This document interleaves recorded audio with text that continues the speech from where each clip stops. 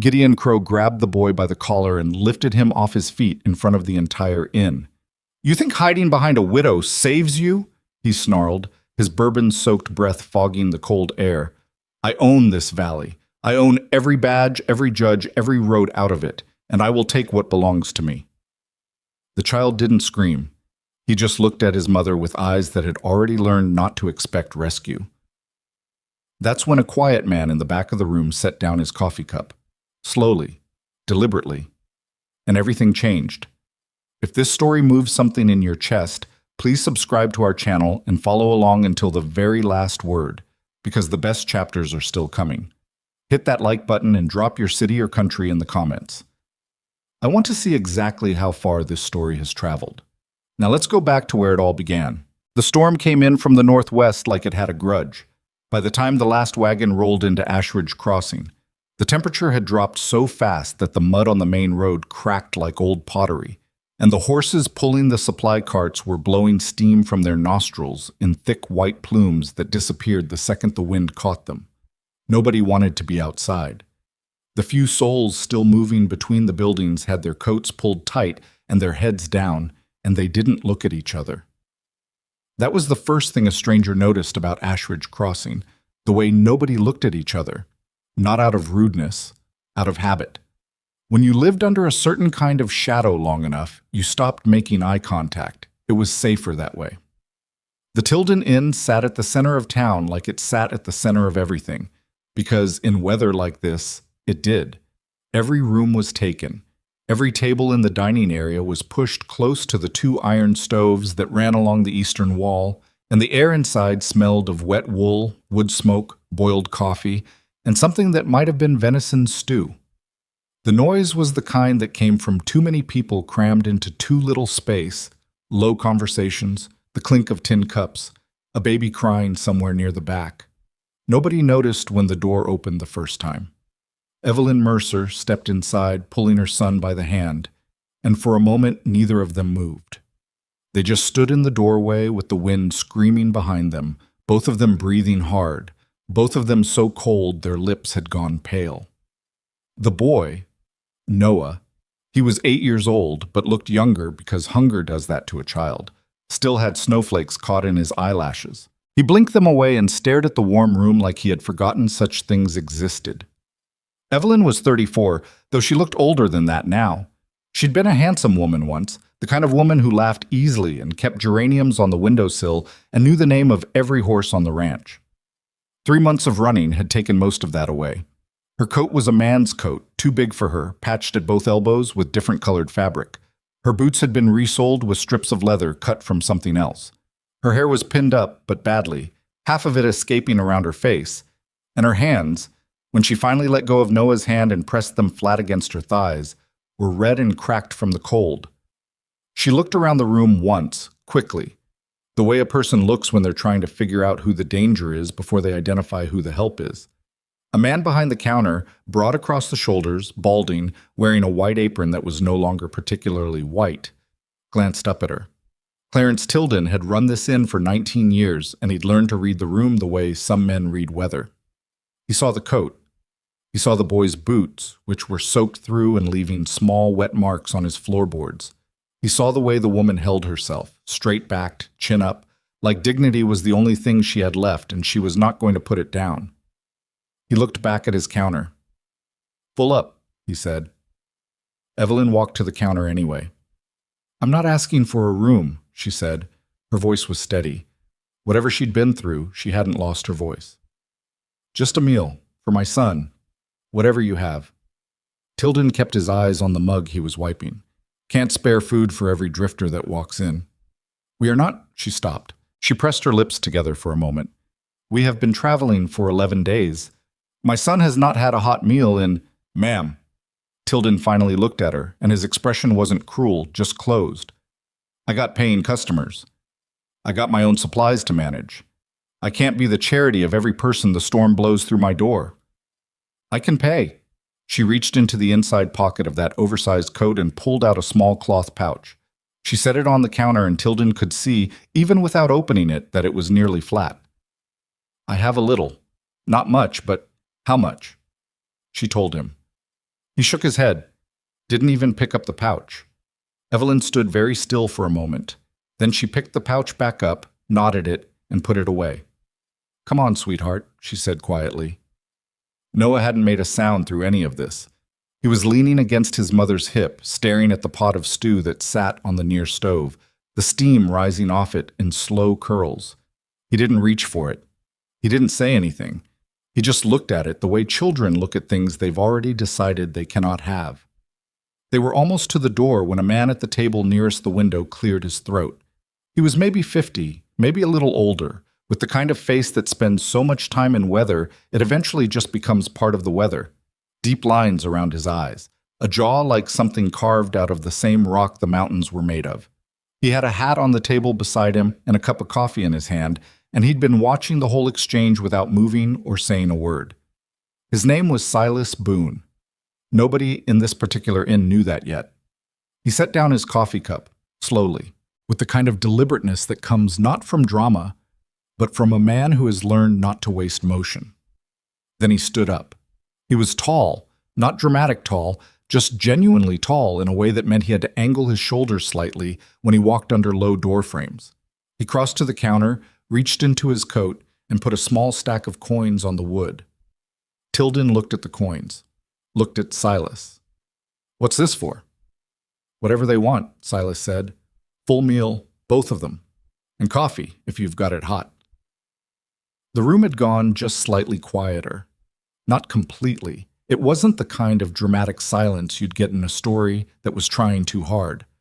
Just a slight drop in the ambient noise, the way a room shifts when it feels something change. Tilden picked up the coins one by one and counted them. He gave Silas one long look, then turned and started ladling stew. Silas turned to Evelyn. "There's space at my table," he said. Not an invitation exactly, more like information. Evelyn looked at him. She'd looked at him the way she'd been looking at every man who spoke to her for 3 months, cataloging him quickly, trying to determine the shape of the threat. She looked at his hands. She looked at the way he was standing, which was easy and open, nothing coiled in it. She looked at his eyes. "Why?" she asked. Silas picked up his coffee cup. "Because your boy looks hungry, and there's no reason for him to stand." It wasn't the most stirring speech anyone had ever made. But Evelyn had spent months around men who gave big speeches while doing terrible things. There was something about the plain, unadorned quality of the reason that got through in a way something more eloquent might not have. She steered Noah toward the table. The stew arrived in 2 bowls, and a third one materialized for Silas without him asking, because Tilden apparently had some capacity for shame after all. Noah stared at his bowl for a moment like he was afraid it would disappear if he moved too fast. Then he picked up the spoon and ate with the focused, serious energy of a child who had learned that food was not something you had feelings about. It was something you consumed as efficiently as possible before circumstances changed. Silas watched him for a moment, then looked away. "You came from the West Pass?" he asked. "North of it," Evelyn said. She was eating too, more slowly than her son, but eating. "We came through the high road. In this weather." It wasn't quite a question. "We didn't have a choice about the timing." Silas nodded like that was a complete explanation, because he could tell it was as complete as she was going to make it. For a few minutes, the only sounds were the wind outside and the muted conversation of the rest of the room and the quiet scrape of Noah's spoon against the bottom of his bowl, which he was chasing with the focus of a professional. "More?" Silas asked. Noah looked at his mother. Evelyn gave him a small nod. Silas got up and came back with a second bowl. Noah ate the second one faster than the first. Silas sat back down and wrapped both hands around his coffee and watched the door. Evelyn noticed that. She noticed that he was watching the door, and she understood it because she'd been doing the same thing. But the way he watched it was different from the way she watched it. She watched it like she was counting the seconds between each opening. He watched it like a man who has learned to be very patient about what comes through doors, and is not afraid of most of it. "You live around here?" she asked, because she needed to know, and there was no subtle way to find out. 30 miles east, he said. Pine Creek Valley. I've got a ranch. Were you in town for the storm? Supplies. He glanced at the window. Storm caught up faster than expected. It does that, she said. Usually does. Another silence. more comfortable than the previous ones, somehow. Noah had finished the second bowl and was now sitting very still with his hands in his lap, and his eyes were getting heavy in the way that happens when a body that's been running on fear and cold finally receives enough warmth and food to remember it's tired. He leaned against his mother's arm. "You can sleep," Evelyn said quietly to him. "I'm not sleeping," he said immediately, in the automatic way of children who would rather pass out cold than admit to tiredness. He was asleep in 4 minutes. Evelyn shifted so he could lean more fully against her, and she adjusted her arm around him, and for a moment she closed her own eyes. Not sleeping, just stopping, just allowing herself 10 seconds of not being vigilant. When she opened them, Silas was still watching the door. "What are you looking for?" she asked. "Same thing you are," he said. She looked at him straight on for the first time. "You don't know what I'm looking for?" "No," he agreed, "but I can see what it's doing to you." He paused. "You've been checking that door every time it opens. You've got your back to the wall and you've positioned the boy so you're between him and the room. You've eaten half your food because you're watching the street through the window while you eat. Whatever's following you, you're not far enough ahead of it yet." Evelyn was quiet for a moment. "You're very observant," she finally said, "for a rancher." "I pay attention," Silas said. "It's useful." "Are you going to ask me about it?" "No." She looked at him again, this time with something that wasn't quite surprise but was adjacent to it. Most men, when they sensed a vulnerable woman with a secret, became very interested in the secret. Not always for good reasons. "Why not?" Silas picked up his coffee. "Because you'll tell me if you want to, or you won't." He shrugged slightly, the smallest possible shrug. "Either way, I've already bought the stew. That part's done." The door opened. Both of them looked at it at the same time. It was a woman in a fur-trimmed coat coming in out of the storm, shaking snow off her shoulders, recognizable to half the room and causing a small general ripple of greeting. Evelyn's hand, which had gone very still on the table, slowly relaxed. Silas had noticed her hand. He said nothing about it. They sat in silence for another few minutes, and the fire crackled and Noah slept pressed against his mother's side, and outside the storm hammered at the walls of Ash Ridge Crossing like it was trying to find a way in. "His name is Gideon Crow," Evelyn said. She said it quietly, looking at the table, not at Silas. She said it the way you say the name of something you've been trying not to say for a long time. Like saying it out loud uses up something you only have a limited supply of. Silas's expression didn't change. He already knew the name. Most people on the frontier knew the name. "He forged debts," she said. "After my husband died. Against our ranch. The documentation was he had people who could make anything look legitimate. Judges, clerks. By the time I understood what was happening, he already had a lien on everything we owned." She paused. "I refused to sign. He told me if I wouldn't give him the land, he'd take my son instead. As..." She stopped. Her jaw tightened. "As collateral on the debt." "That's not legal," Silas said. "No," she said, "it's not. But when every sheriff for 200 miles takes his money, legal becomes a very theoretical concept." Silas turned his coffee cup in his hands. "So you ran," he said. "I grabbed what I could carry, and I took my son, and I ran." She exhaled slowly. "I've been running for 11 weeks, 3 towns, 2 of them, his men were there before us. I don't know how he finds us. I don't know who's telling him." She glanced at Noah. "He's been so good. He hasn't complained. He just..." Her voice did something it hadn't done through any of the rest of it. "He's 8 years old and he stopped complaining about anything. Children should complain. It means they feel safe enough to complain." The fire in the nearest stove made a loud crack, and Noah stirred slightly and then settled. Silas set down his coffee cup. "How long can you keep going like this?" he asked. Not harshly, like a man who wanted an accurate answer. Evelyn's hands tightened in her lap. "As long as I have to." "That's not the same as an answer." She looked at him. "I know." He was quiet for a moment, then he said, "You need somewhere to stop, somewhere you can actually stop and think, because you've been moving so fast you can't think, and a person who can't think makes mistakes." "I know that," she said quietly. "My ranch is 30 miles from here." He said it like he was talking about a trail he'd ridden 100 times. He doesn't have reach that far out. Not yet. His operation's big, but it's not organized past the main roads. He picked up his hat from the table. It's not a solution. I'm not saying it is. But it's a place to stop. Evelyn stared at him. I don't know you, she said. No, Silas agreed. You could be working for him. I could be, he said. I'm not, but you've got no real way to verify that right now. Then why would I? Because your boy is asleep on your arm, and tomorrow morning he's going to wake up and there's nowhere you've got to take him, and you haven't slept in longer than you're going to tell me. He put his hat on. I've got a spare room, 2 horses that can handle the snow, and Gideon Crow hasn't bought every soul on this frontier yet. Evelyn was silent for a long time. Outside, the storm made a sound like something being torn in half. Why?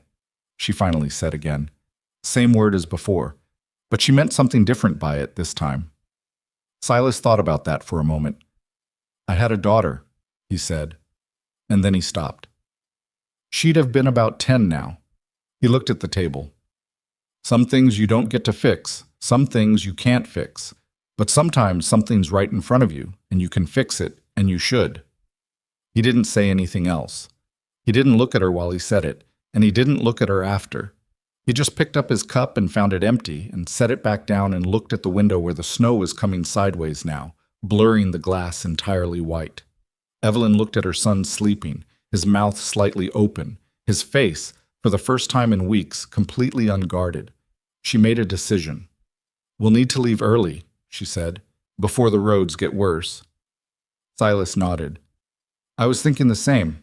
He can't know which direction we went. I've got a back way out. Longer, but it doesn't cross the main road. She reached across the table and picked up her coffee, which had gone cold, and drank it anyway. I'll need you to tell me everything you know about Pine Creek Valley. The layout, the neighbors, whether any of them can be trusted. We can talk on the ride, Silas said. We can start now, Evelyn said. He looked at her for a moment, and for the first time something crossed his face that was close to the beginning of a smile. Not a full one, not even half of one, but the edge of something that might become one eventually. All right, he said. Outside, the storm hit Ashridge Crossing with everything it had. Inside the Tilden Inn, a widow who had nearly stopped believing in anything and a rancher who had nearly stopped caring about anything sat across a scarred wooden table and talked about roads and fences and neighbors and all the small practical details of staying alive. Noah slept. The fire burned. And 30 miles to the east, in Pine Creek Valley, Silas Boone's ranch sat empty and dark in the snow, waiting for the people who were about to change everything about what it meant to him. What none of them knew, what Evelyn couldn't have known, was that 3 hours earlier a rider had already left Ashridge Crossing headed south. He'd ridden past the Tilden Inn without stopping. He hadn't needed to stop. He'd seen everything he needed to see through the window. A woman with a boy, a coat he recognized, and a face that matched the description he'd been paid very good money to look for. By morning, the message would reach Gideon Crow. And Gideon Crow always came himself when it was personal. They left before the sky got light. Silas had them moving by 4 in the morning, while the storm was still blowing but had dropped enough that the horses could find their footing. He took the back way out of Ashridge Crossing exactly as he'd promised. A narrow track that ran behind the livery stable curved north along a frozen creek bed, then swung east through a stand of pine trees so dense the wind barely reached them. It added 2 hours to the ride. Neither of them mentioned that. Noah rode in front of Silas on the bigger horse, wrapped in a blanket Silas had pulled from his saddlebag without being asked. The boy was quiet at first, stiff with the particular wariness of a child who has learned that new situations are more likely to be bad than good. But somewhere around the first hour, when the horse found its rhythm and the cold settled into something manageable rather than threatening, Noah's back slowly stopped being a straight board, and he leaned, slightly, with what you could tell was reluctant surrender, against Silas's chest. Silas said nothing about it. He just steadied his arm and kept riding. Evelyn watched this from the second horse and felt something pull tight in her chest that she couldn't name and didn't try to. They reached Pine Creek Valley as the sun was coming up behind a layer of cloud, which meant the world went from black to gray without any particular ceremony. The ranch came into view gradually. A main house, A barn, two smaller structures she couldn't identify, all of it surrounded by split rail fencing that disappeared into the snow in both directions. It was not a grand operation. It was not a poor one either. It was the kind of place that told you exactly who built it, someone who cared about what worked and didn't spend a lot of time on what didn't. The house was cold when they went in because there'd been no fire for 2 days. Silas got one started in the main room without a lot of fuss, and Evelyn found the kitchen without being shown to it and started water heating because that was something she could do, and Noah stood in front of the fireplace with his hands out and stared at the flames with an expression that in another child might have been wonder, but in him was something quieter than that, more like relief so deep it didn't have a surface emotion yet. "There's a room at the end of the hall," Silas said, appearing in the kitchen doorway. "Bed's made up. He can sleep." "He won't admit he needs to," Evelyn said. "I know." A pause. "I'll show him the horses later. That usually works." She looked at him over the water pot. "You have a lot of experience with 8-year-olds?" Something moved across his face and then went away again, quick and controlled, but she caught it. "Some," he said. She didn't push it.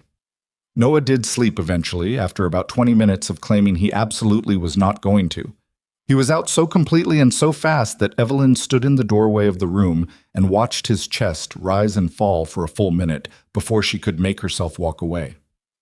She found Silas in the main room, crouched in front of the fire with a piece of wood in his hand, staring at the flames. "Tell me about Crow," she said. He looked up. "What do you know already?"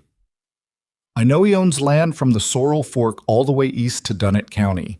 I know he has at least 4 sheriffs on his payroll and 2 county judges. I know he has men who travel ahead of him to set things up before he arrives." She sat down in the chair across from the fire. "I know he killed a man in Caprock 3 years ago and nothing happened." Silas put the wood on the fire. "The man in Caprock was a homesteader named Aldous Price. He had 60 acres along the creek that Crow wanted for water access. When Price refused to sell, Crow sent 2 men who torched the outbuildings. Price came out with a shotgun. That was the end of it." He sat back on his heels. "The official report said Price fired first." "Did he?"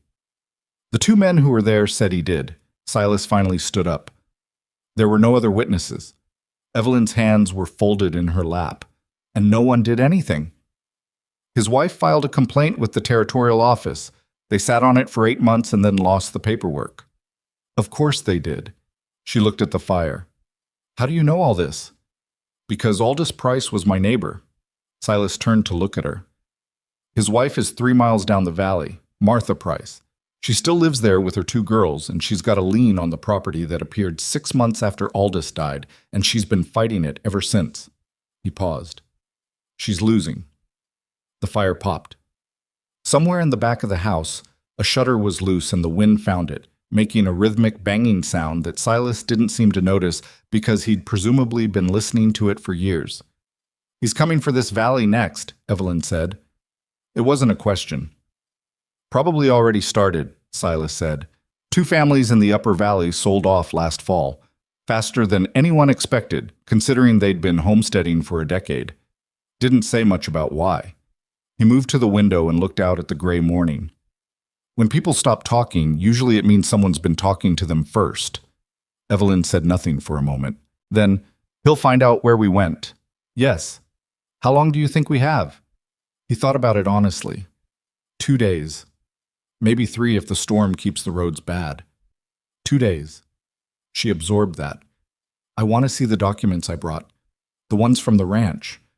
I need to go through them carefully because I've been moving too fast to—" She stopped, exhaled. "I need to see what's actually there. I'll get you a table."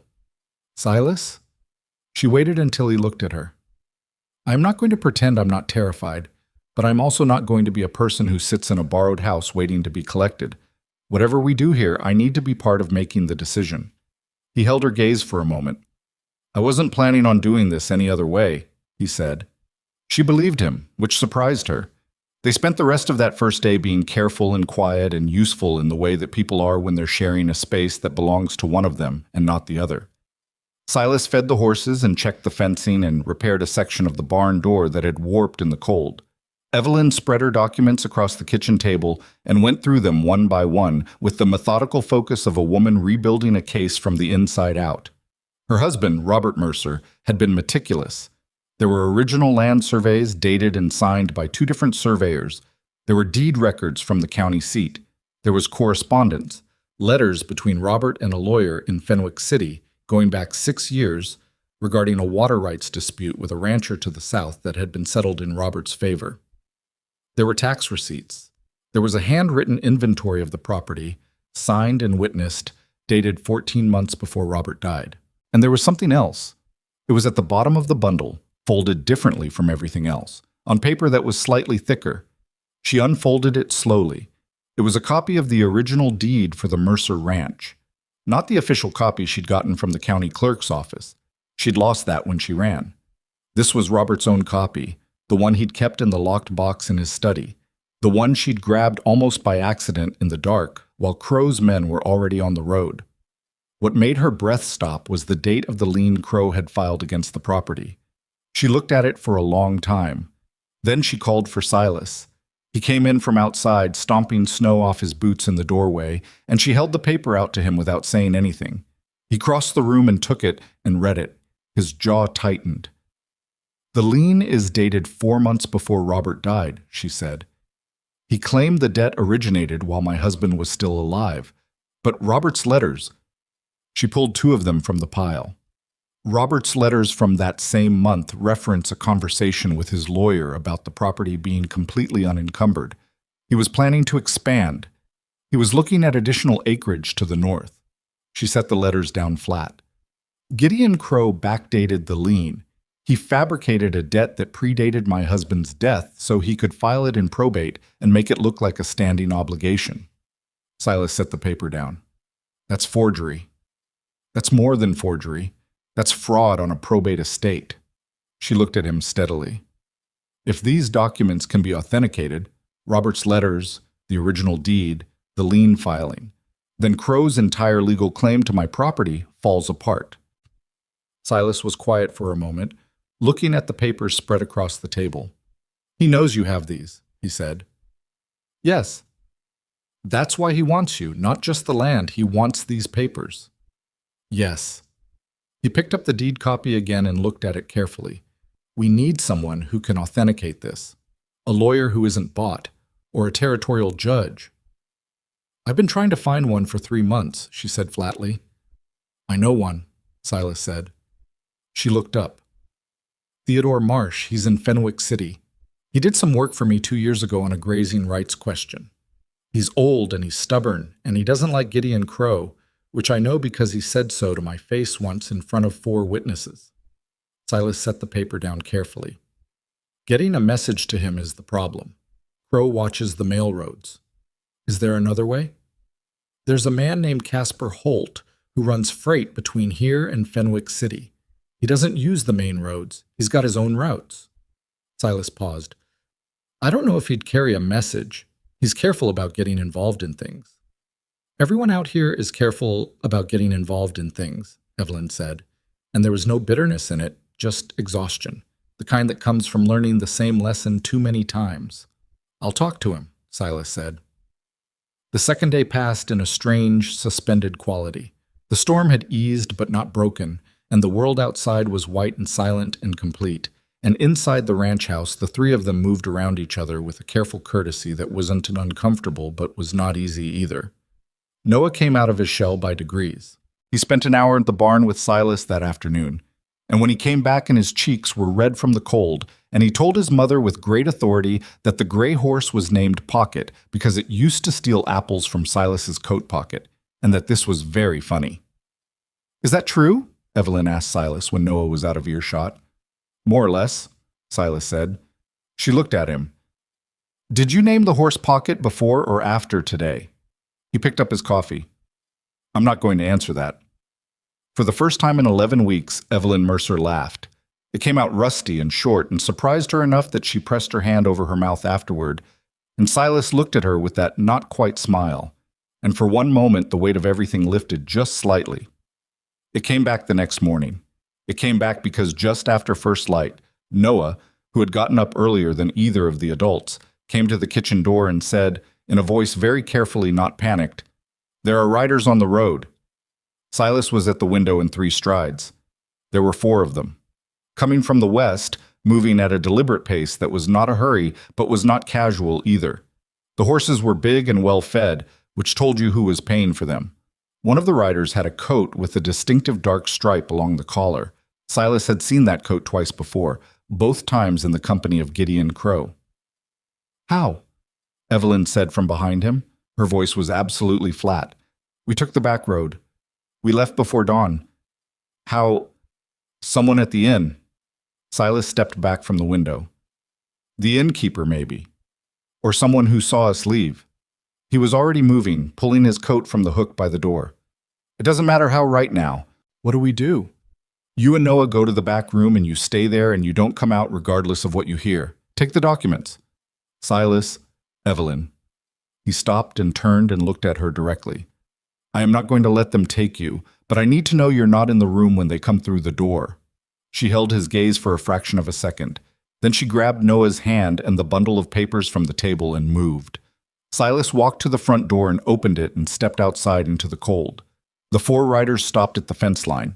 The one with the striped coat, a man named Duval, Crow's head of operations, a thin man with a careful way of moving that meant he was always thinking 3 steps ahead, looked at Silas with the particular expression of a man who has dealt with obstacles before and knows exactly how to categorize them. "Morning," Duval said pleasantly. "Morning," Silas said. "We're looking for a woman and a boy. Came through Ashridge Crossing 2 nights ago."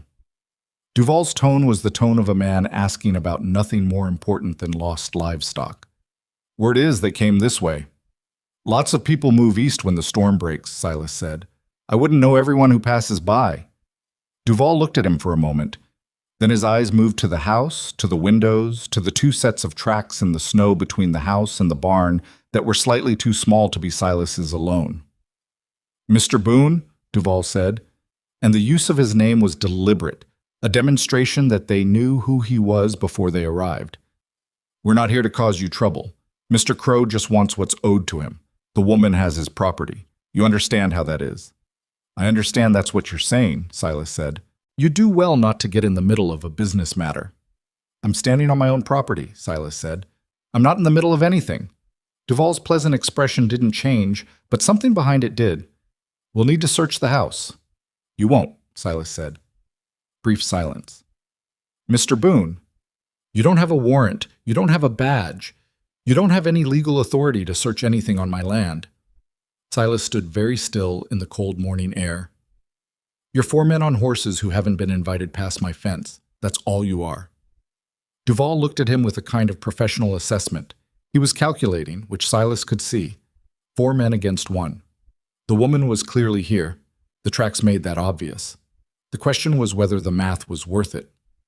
"Mr. Crow will hear about this," Duval said. "I expect he will," Silas said. Another pause. Duval made a small gesture to the men with him. Nothing dramatic, just a slight movement of his hand, and they turned their horses. "We'll be back," Duval said. Not angry, not threatening in the loud way, just informational, which was somehow worse. "I'll be here," Silas said. He stood at the fence and watched them ride back west until they were small shapes in the white distance, and then nothing at all. Then he went back inside. Evelyn was standing in the hallway. She'd heard every word through the wall. "He'll come himself next time," she said. "Yes." "With more men." "Yes." She looked at him. "You just drew a line against Gideon Crow." "I did," Silas said. He took his coat off and hung it back on the hook. "You want more coffee?" She stared at him. "You're asking about coffee." "I'm asking about coffee," he confirmed. "Because I haven't had any yet, and it's going to be a long day, and we've got decisions to make." She followed him to the kitchen because there was nothing else sensible to do. It was over that second pot of coffee that Silas told her his idea. He laid it out plainly, without making it sound bigger than it was, because he'd learned that things that sound too big in the telling usually collapse under their own weight when it comes to the doing. "Crow's power depends on isolation," he said. "Every family he's taken from, every person he's squeezed, they've all dealt with him alone. Nobody talks to each other. You don't know what happened to the Prices because you were 2 counties away. Martha Price doesn't know what happened to you because she's been too scared to ask anyone about anything. He turned his coffee cup. The only reason he can keep doing this is because none of his victims know they're not the only one. Evelyn was listening carefully. I know most of the ranchers in this valley, and the 2 valleys east, Silas continued. I've done business with them. Some of them I trust, some I'm not sure about. He paused. But I think if I ride out and tell them what's happening, not just what happened to you, but what's happening to all of them, what happened to Price, what's coming for the families in the upper valley who already sold, I think some of them will talk. And if they talk? Then Crow is not facing one widow with a stack of papers. He's facing a dozen families with evidence and witnesses. Silas set his cup down. Courts don't ignore a dozen families as easily as they ignore one. Evelyn was quiet for a long time. She looked at her hands on the table, then out the window at the white landscape. What if the people you ride to are already bought? She asked. Then I'll know not to go back, he said simply. What if they tell him you're organizing against him? That's a risk. He didn't pretend otherwise. But staying quiet is also a risk. I've been staying quiet for 3 years since Price died, and all it's done is give Crow more time to get bigger. He looked at the documents spread on the table. You could have stayed quiet too, run forever. Eventually he would have caught you anyway. She knew that was true. She'd known it since the 3rd town she'd run to. I want to come with you, she said. No. I know these valleys better than... You are the reason he sends men to my door, Silas said. If you're with me when I ride to these ranches, every person who talks to me becomes a target the moment Crow finds out. Right now, they can honestly say they don't know where you are. He held her gaze. That protects them. She wanted to argue. She didn't, because he was right. When do you leave? She asked. Tomorrow morning, if the roads are clear enough. And if Crow comes while you're gone? Silas reached into the inside pocket of his coat and pulled out a key on a short chain. He set it on the table between them. A root cellar under the barn. Heavy door, latches from the inside. Ventilation cut through the east wall. You can't be found in there if you don't make noise. He paused. I'm also going to stop at Martha Price's on my way out. She'll come here to stay while I'm gone. Evelyn looked at the key. Then she looked at him. Why are you doing this? She said.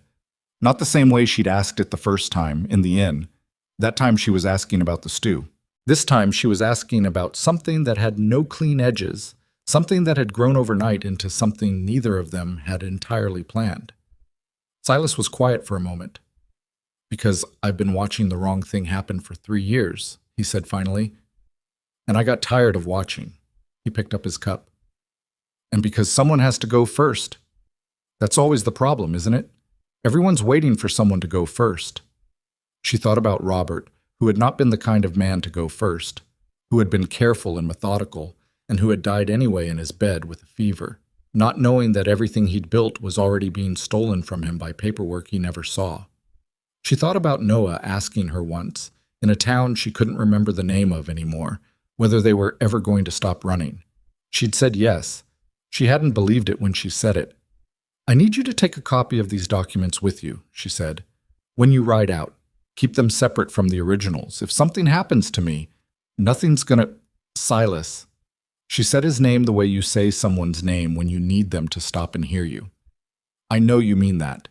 But I've spent 3 months learning that good intentions don't guarantee outcomes. So take a copy. Keep it somewhere he can't find it. She met his eyes. Promise me. He looked at her for a long moment. All right, he said. That evening, Silas rode the 3 miles to Martha Price's property and came back 2 hours later with Martha herself, a woman in her mid-50s with gray in her hair and a permanent set to her jaw that spoke of years of refusing to be less than she was, and a small bag because Martha had apparently agreed without requiring much convincing at all. I've been waiting for someone to do something about this man for 3 years, Martha told Evelyn within approximately 4 minutes of meeting her, while hanging her coat on the rack by the door. I'm glad someone finally decided to stop being polite about it. Evelyn looked at Silas. I told you she didn't need much convincing, he said. Noah, who had appeared from somewhere in the back of the house, looked at Martha with the evaluating look of a child meeting a new adult who might or might not be worth the trouble. Martha looked back at him with complete directness. "You like apple cake?" Noah blinked. "I don't know. I haven't had any." "That's the saddest thing I've ever heard," Martha said, and walked into the kitchen. Something in Noah's expression shifted, just slightly, just enough, towards something you could cautiously call hopeful. Silas watched it happen and then looked out the window at the dark and the snow and thought about the road east and the ranchers he'd be talking to tomorrow, and what it would mean if they listened and what it would mean if they didn't. Through the kitchen doorway came the sound of Martha explaining something to Noah with great brisk authority, and Noah answering back in short sentences that were gradually getting longer, and the clunk of things being moved around on the counter. He was going to leave at dawn. There was a great deal of country between here and whatever came next, and Gideon Crow was already moving. But for this one evening, in this small house on the edge of a valley that didn't know yet how different it was about to become, there was warmth and the smell of something baking and the sound of a boy's voice losing, by small degrees, the caution it had learned to carry everywhere. Silas thought that was worth noting. Then he went to check the horses one more time before dark. Silas left before the sky showed any color at all. He didn't wake Evelyn or Noah. He'd said everything the night before that needed saying, and he wasn't a man who repeated himself for the comfort of it. He saddled Pocket in the dark barn, tucked the copy of Evelyn's documents into his saddlebag between two pieces of oilcloth, and rode east out of the valley while the stars were still hard and white overhead. Martha was awake, though. She was sitting at the kitchen table with a cup of something hot when he passed the window, and she raised the cup at him through the glass without expression. He raised 2 fingers off his hat brim in return. That was all they needed. The roads were bad but passable. The storm had dropped maybe 8 inches and then given up, which on the frontier qualified as getting lucky. He kept Pocket to a walk on the ice-sheeted sections and let her open up where the snow was soft enough for traction, and he thought while he rode, which was the only time he ever really thought properly, when he was moving and the world was going past him and there was nothing to do but be in it. He thought about what he was going to say to his neighbors. The first stop was the Hendricks spread, 4 miles east on the upper road. Walt Hendricks was 61 years old and had been homesteading this country since before the territory had a proper name. He'd built his house with his own hands, buried 1 son and 2 cattle dogs on his property, and had a handshake that could bruise. He was also, Silas knew, 3 months behind on a payment to a lender whose name had changed twice in the past year in ways that were starting to look like paperwork being shuffled to obscure the source. Walt came to the door with a rifle, which was not unfriendly for this part of the country at this hour, just sensible. "Silas," he said. He looked at the rifle like he'd forgotten it was in his hand. "Early." "I need to talk to you," Silas said, "about your lender." Walt looked at him for a long moment. Then he stepped back and opened the door wider. The conversation lasted an hour and a half. Silas laid out what he knew. About Evelyn, about the backdated lien, about the forged probate documents, about what had happened to Aldous Price and what was happening right now in the Upper Valley, where 2 families had sold faster than made sense.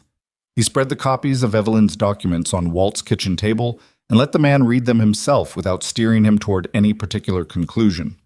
Walt read slowly and carefully, which was how he did everything.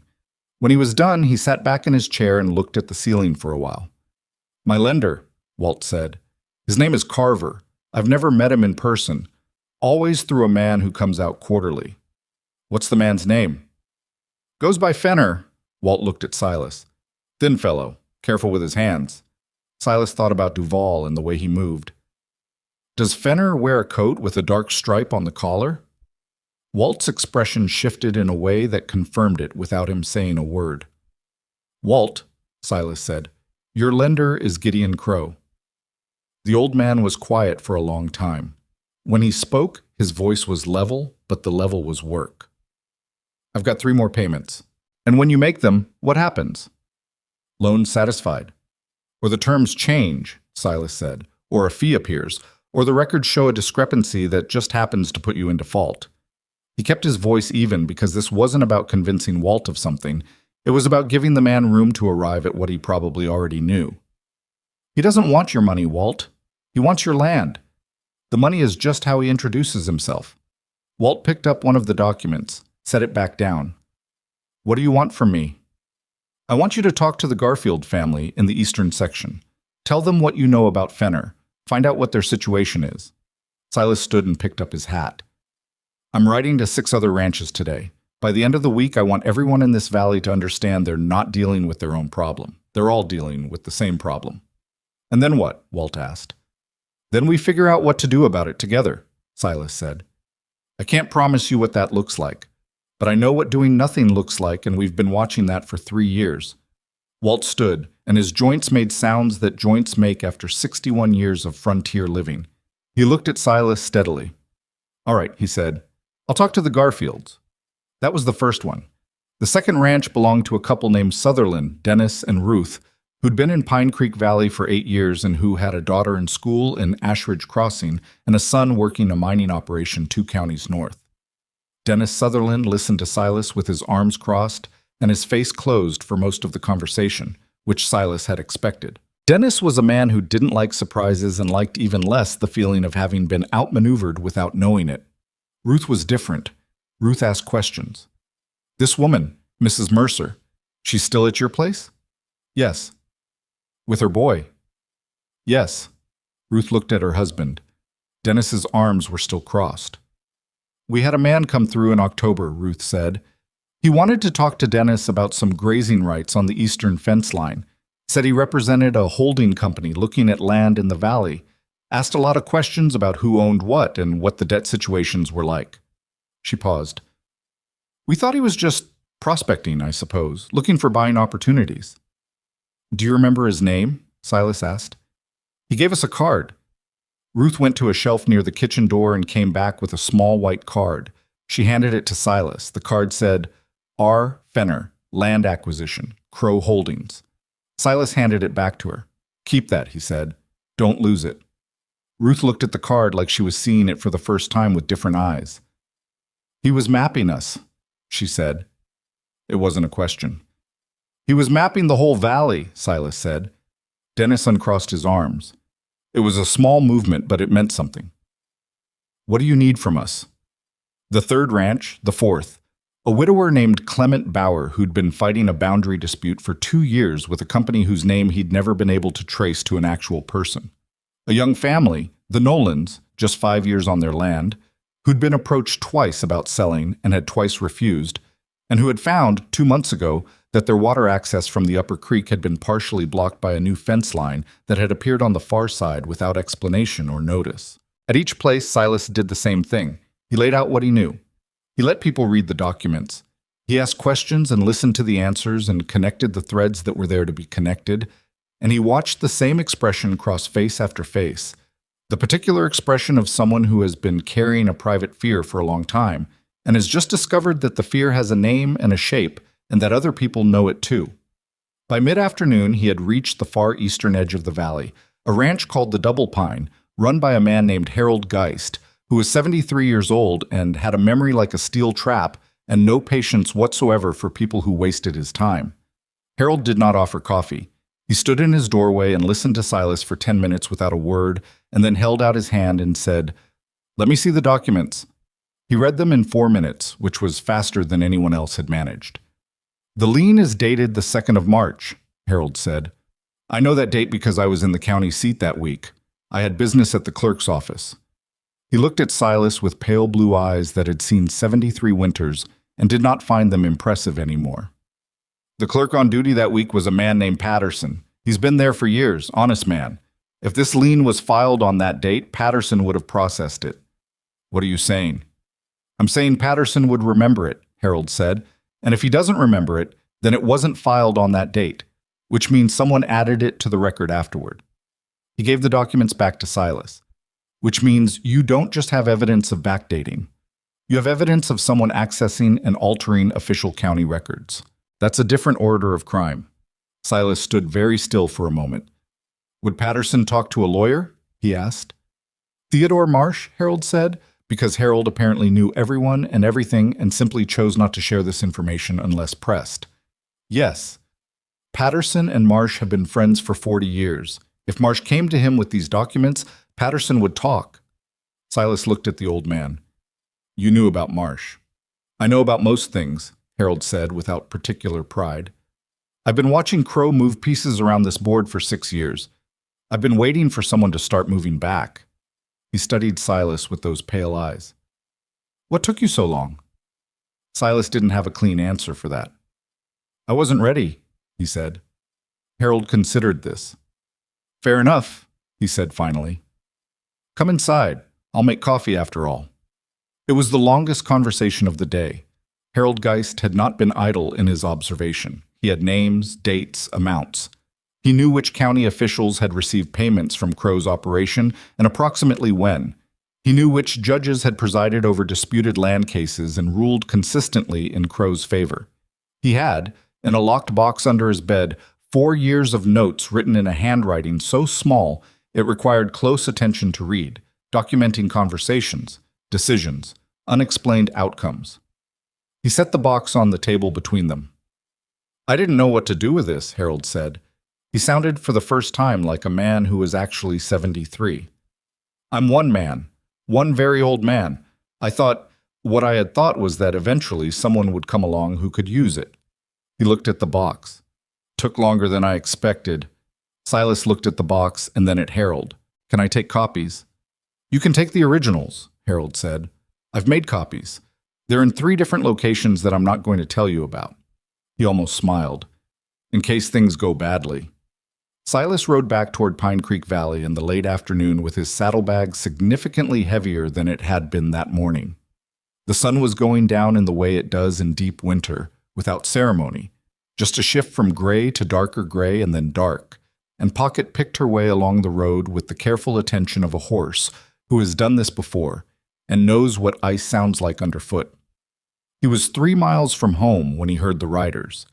They were coming from the south, which was not a direction that made sense for anyone with innocent business at his ranch. He counted the sound of hooves, more than 4, maybe 6 or 7, and he pulled Pocket off the road into the trees and waited, very still, while they passed. 6 men. All of them on good horses. One of them he recognized, not Duval, someone else, a broader man he'd seen once in Ashridge Crossing standing outside the land office. They were moving fast, and they were moving toward his ranch. Silas waited until they were past him, and then turned Pocket around and went back the way he'd come, not to Harold's. He didn't want to bring this to Harold's door, but to the Nolan property, which was the closest, and which had a family who had already decided which side they were on. Thomas Nolan answered the door with the particular alertness of a man who'd been expecting bad news all day.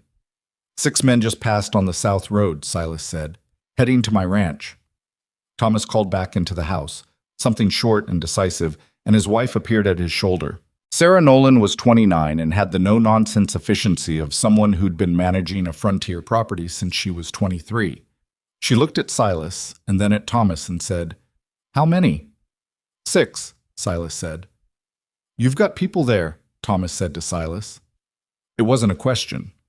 Word had moved faster than Silas expected, which happened in valleys where people were suddenly paying attention to each other again. A woman and her boy, Silas said. And Martha Price. Sarah turned back into the house. Thomas, she said, with the particular intonation of a wife telling her husband what he was going to do before he'd fully decided to do it. I know, Thomas said. He was already pulling his coat off the hook. They rode back together, Silas and Thomas Nolan, and when they came through the tree line at the north end of Silas's property, what they found was not what Silas had feared. The 6 men were there, yes. They were in the yard, horses tied at the fence, and there was a lamp burning in the front window of the house, but nobody had broken down the door. He could see that from where they stopped in the trees, and there was no smoke or sound of violence. There was, in fact, a man sitting on the porch rail who appeared to be waiting. That's not Crow's men, Thomas said quietly. Silas looked harder.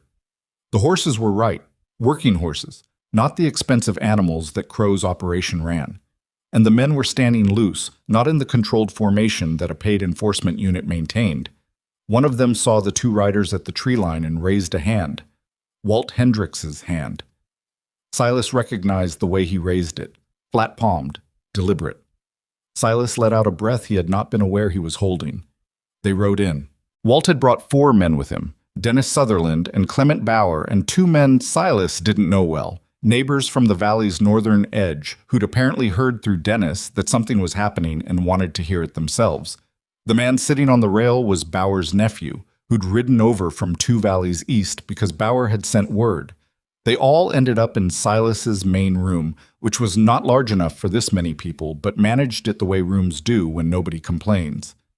Evelyn came out of the back room. She'd heard Silas's voice, and she stopped in the doorway and looked at the room full of people, and something moved across her face that she did not have a word for. Martha Price came out behind her and surveyed the assembled crowd with the expression of a woman totaling a column of numbers. "More than I expected," Martha said, which for Martha was high praise. Noah appeared at Evelyn's elbow and studied the room with 8-year-old pragmatism. "Are these good people or bad people?" he asked, quietly, but not quietly enough. "Good," Silas said from across the room. Noah considered this and then went to sit on the floor near the fireplace, close enough to the conversation to hear it, and far enough to pretend he wasn't listening. What followed was not a rousing speech or a formal meeting. It was messier than that. People talked over each other. Walt and Dennis disagreed about whether going to the territorial office was worth anything, given how thoroughly Crow had seeded that institution with his people. Clement Bauer wanted to know specifics about the Patterson angle that Harold Geist had identified, because Clement had his own reason to believe the county records had been tampered with. Bauer's nephew, his name was Joe.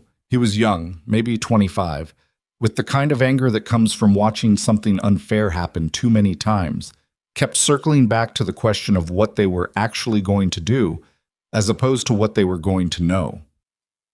"Knowing things doesn't stop him," Joe said. "He doesn't care what we know. He cares what we can prove in front of someone who isn't already bought."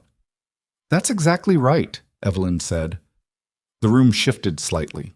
Most of the men looked at her, not dismissively, but with the recalibration that happens when someone in the room turns out to be more central than they'd realized. She walked fully into the room and stood where everyone could see her.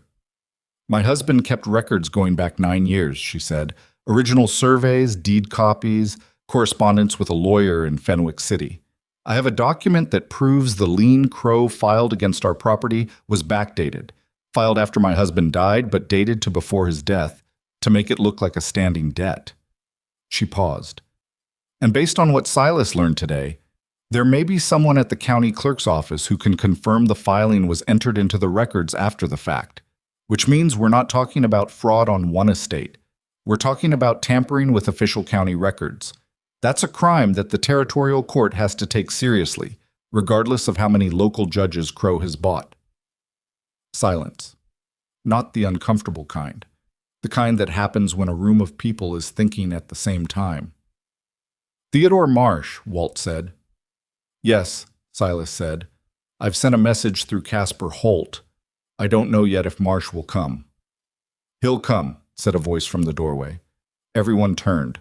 Martha Price was leaning against the doorframe with her arms crossed, and an expression that suggested she had been waiting to say this for some time. "Theodore Marsh came to see me 6 months after Aldous died. He'd heard about the lien on my property, and he rode out here on his own time to ask if I had documentation." She looked around the room. "I didn't have enough then. He told me if I ever had enough to come find him." She looked at Silas. "He's been waiting too." Silas absorbed this. "Why didn't you tell me this before?" he asked. "You didn't ask before," Martha said simply. Joe, the nephew, let out something that under other circumstances would have been a laugh. The meeting broke up past midnight, which nobody had intended, but which was how it went when people who had been afraid to talk for years finally started talking. When the last man left and the horses faded into the dark and the house settled back into its own sounds, Silas sat in his chair by the fire and looked at the floor. Evelyn sat across from him. Noah was asleep on the settee, covered in the blanket from his room, which he had apparently dragged out himself at some point during the evening without anyone noticing. "He's going to come," Evelyn said. "Not the men. Crow himself." "I know," Silas said. "When he finds out you've been riding the valley—" "He might already know," Silas said. Doesn't matter. The only thing that changes anything now is getting Marsh out here before Crow decides that intimidation isn't working and tries something more direct. Evelyn looked at the fire. Joe was right. Knowing isn't enough. Knowing in front of the right witness is everything, Silas said. That's the whole difference. She was quiet for a moment. Silas, I need to tell you something. He looked at her. There's a second set of documents, she said. I didn't tell you before because I wasn't sure yet if I could trust. She stopped. Tried again. I have letters. From a man named Deacon Wells. He worked as an accountant for Crow's operation for 4 years, and then he quit, and then 6 months later he was killed in what was called a riding accident. She folded her hands together in her lap. Before he died, he sent copies of his ledger books to 3 people. One of them was my husband. Robert never told me about it because he said he was figuring out what to do with the information, and he didn't want to put me in the middle of it. Her voice tightened. He never got the chance to figure it out, but the ledger copies were in his locked box with the deed. The fire made a sound. The wind outside had picked up again, low and steady. What do the ledgers show? Silas asked.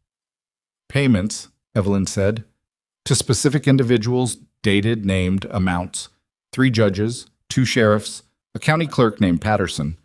She paused at Silas's expression. You recognize that name.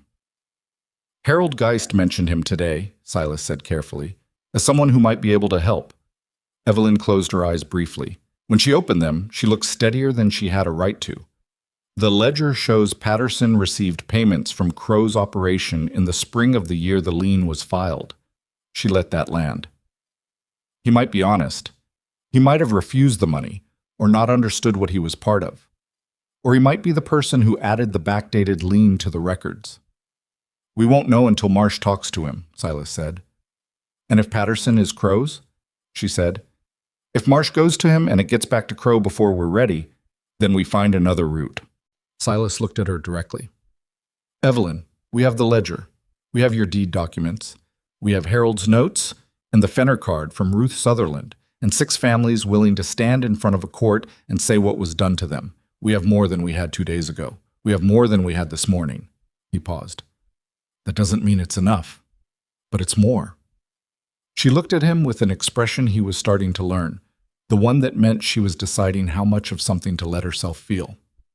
You should have been a lawyer, she said. I'm not organized enough, he said. She almost smiled. You organized 6 families in one day. I organized 4, he said. Walt organized the other 2. She did smile then, and it was brief and tired and real.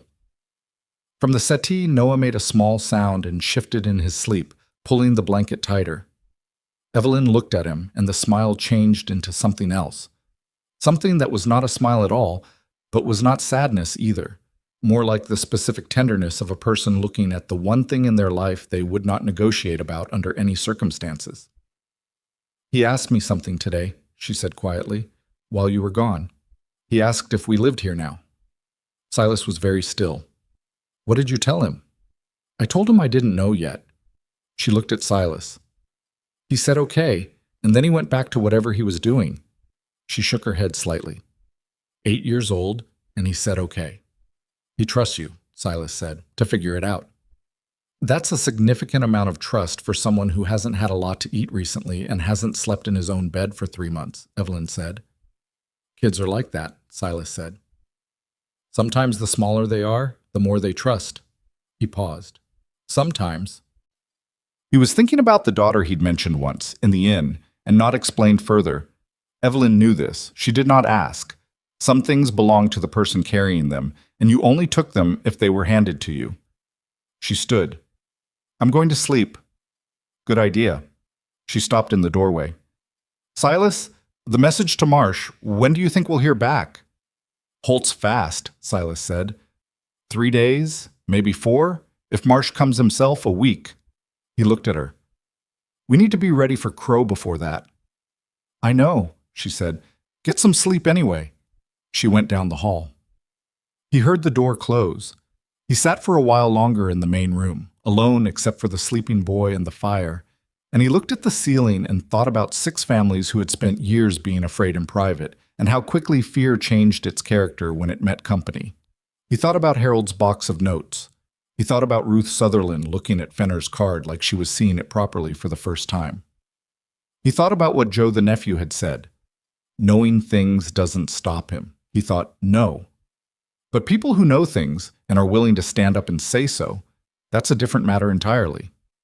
Crow had built his whole operation on the assumption that his victims would stay separated, that they'd each believe they were the only one. That isolation was the weapon. More than money, more than hired men, more than forged documents. It was still the same frontier it had been a week ago. Same snow, same cold, same long distances between one homestead and the next. But something had changed in the way these people were thinking about that distance, whether it separated them or connected them. Silas banked the fire and checked the door and went to bed. Outside, the wind moved across Pine Creek Valley without finding much to push against. Just the dark and the snow and the fences and the distance between houses that was, for the first time in a long time, beginning to feel like something that could be crossed. 4 days later, a rider came from the west on a road that didn't appear on any official map, carrying a response from Theodore Marsh. He would come.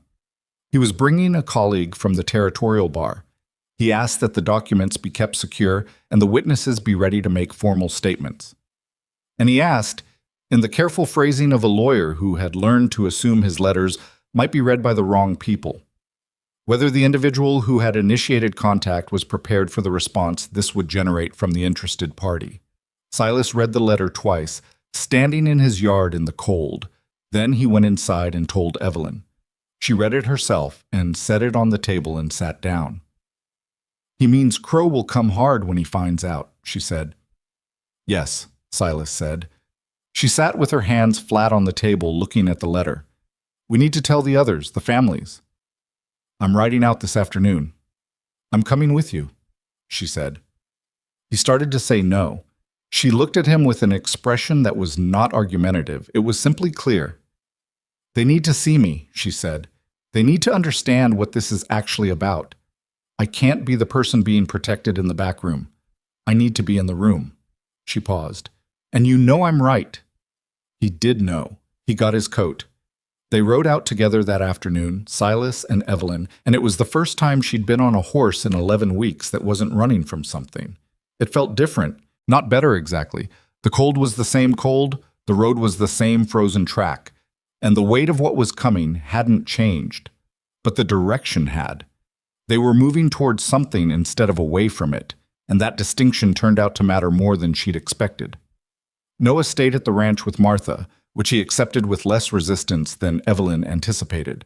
Martha had apparently established herself as someone worth listening to, possibly because she'd made a second apple cake that morning and left it cooling on the counter with the specific deliberateness of someone who knew exactly what they were doing.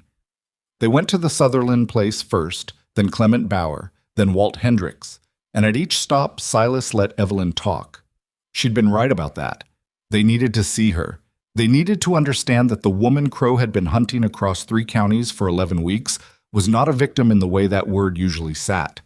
She was composed and direct, and she knew her own documents better than anyone in any room, and she answered questions without hedging and pushed back when someone's fear started to talk louder than their judgment.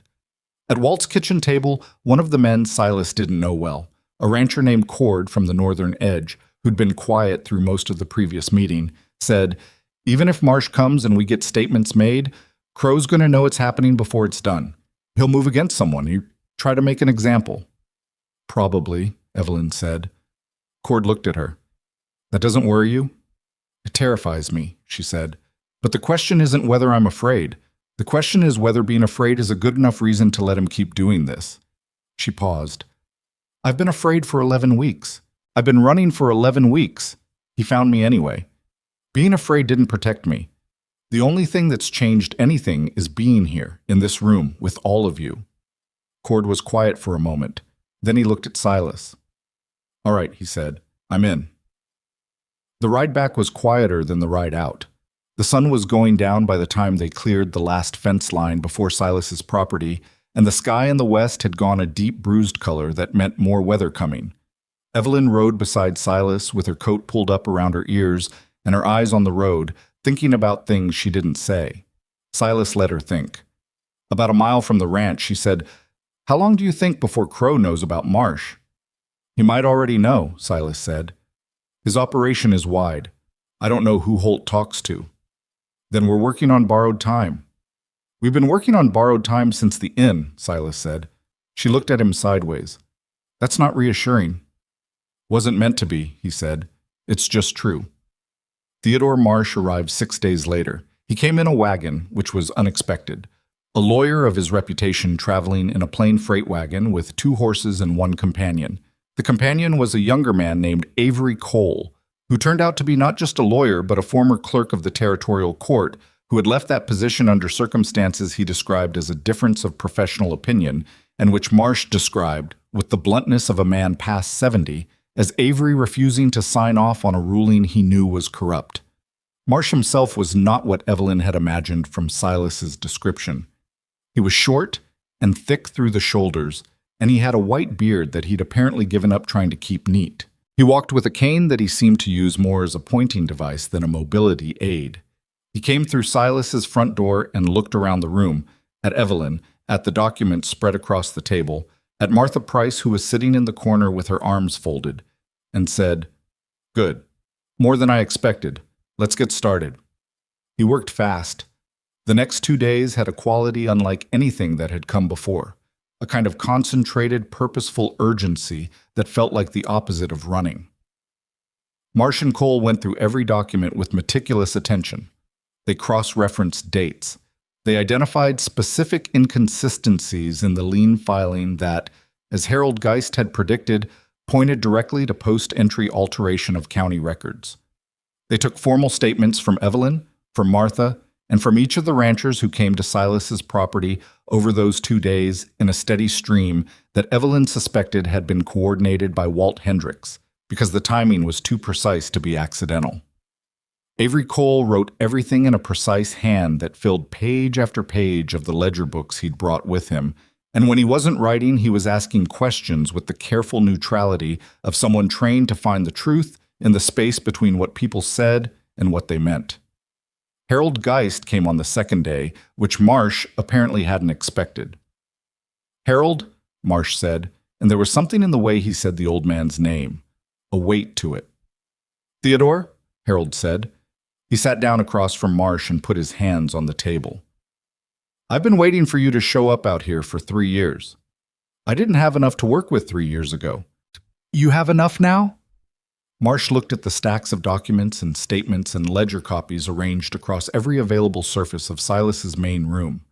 "I have more than enough," he said. "The question is whether we can move fast enough." "Crow knows," Harold said. It wasn't speculation. Marsh looked at him. "You're sure?" "I had a man come to my property this morning. Didn't give his name, said he represented interests that were concerned about recent activity in the valley and that there was an offer available for people who chose to disengage from certain associations." Harold's pale eyes were completely steady. "I told him to get off my land." The room was quiet. "He'll move tonight or tomorrow," Silas said. He'd been standing near the window and now turned to face the room. "If he knows Marsh is here, he knows why. He can't let the statements be completed and filed. That's his whole window." Marsh looked at Cole. Something passed between them. "We have enough," Cole said quietly. "The core documents, the deed, the backdated lien, the Deacon Wells ledger, the statements from Mrs. Mercer and Mrs. Price, Harold's documentation." He paused. "It's enough to file.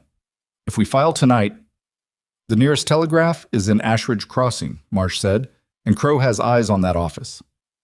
"The Territorial Circuit Office in Dunnett County," Cole said, 30 miles north. "They have a night clerk during winter sessions because of the mining disputes. If we can get the filing there before Crow moves—" "That's a 30-mile ride in the dark on winter roads," Silas said. "I know what it is," Cole said. He looked young suddenly, and then not young at all. "I left the territorial court because I wouldn't sign my name to a corrupt ruling. I've been waiting for a chance to sign my name to something that actually matters." He looked at Marsh. "I can make the ride." Marsh studied him for a moment, then he nodded once. The preparation took 2 hours. Cole assembled the filing documents with a speed that suggested he'd been mentally preparing it since he arrived. Marsh signed where his signature was required and notarized what he could notarize, and wrote a cover letter to the circuit office that was 3 paragraphs long and contained, Evelyn thought, more precise legal threat per sentence than anything she'd ever read. Silas prepared a horse, not Pocket, who'd worked hard already that week, but a younger animal, a dark roan that could hold a pace for distance. He talked to Cole about the road north, the ice sections, the 2 crossings where the creek came over the track in heavy snow, the shortcut through the Garfield property that saved 4 miles. Cole listened with his coat already on and his saddlebag over his shoulder.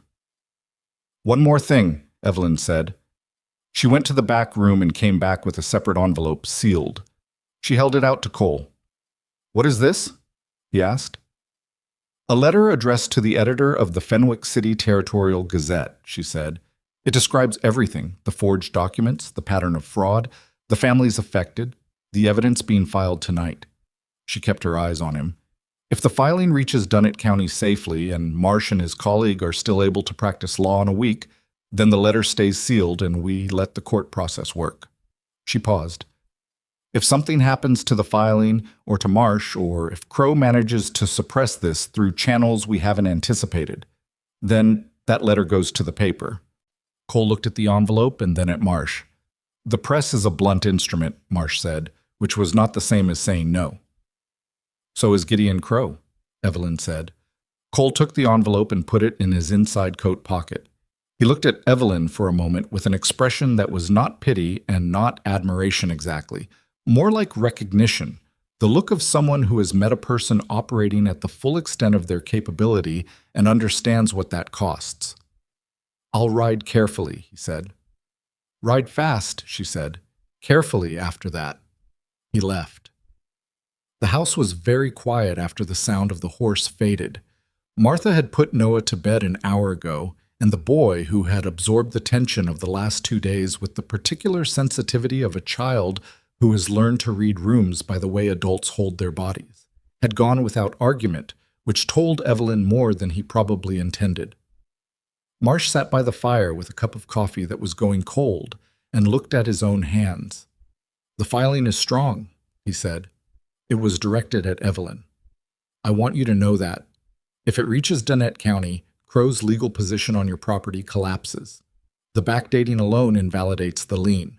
The Wells ledger adds criminal exposure he can't talk his way around." "But," Evelyn said.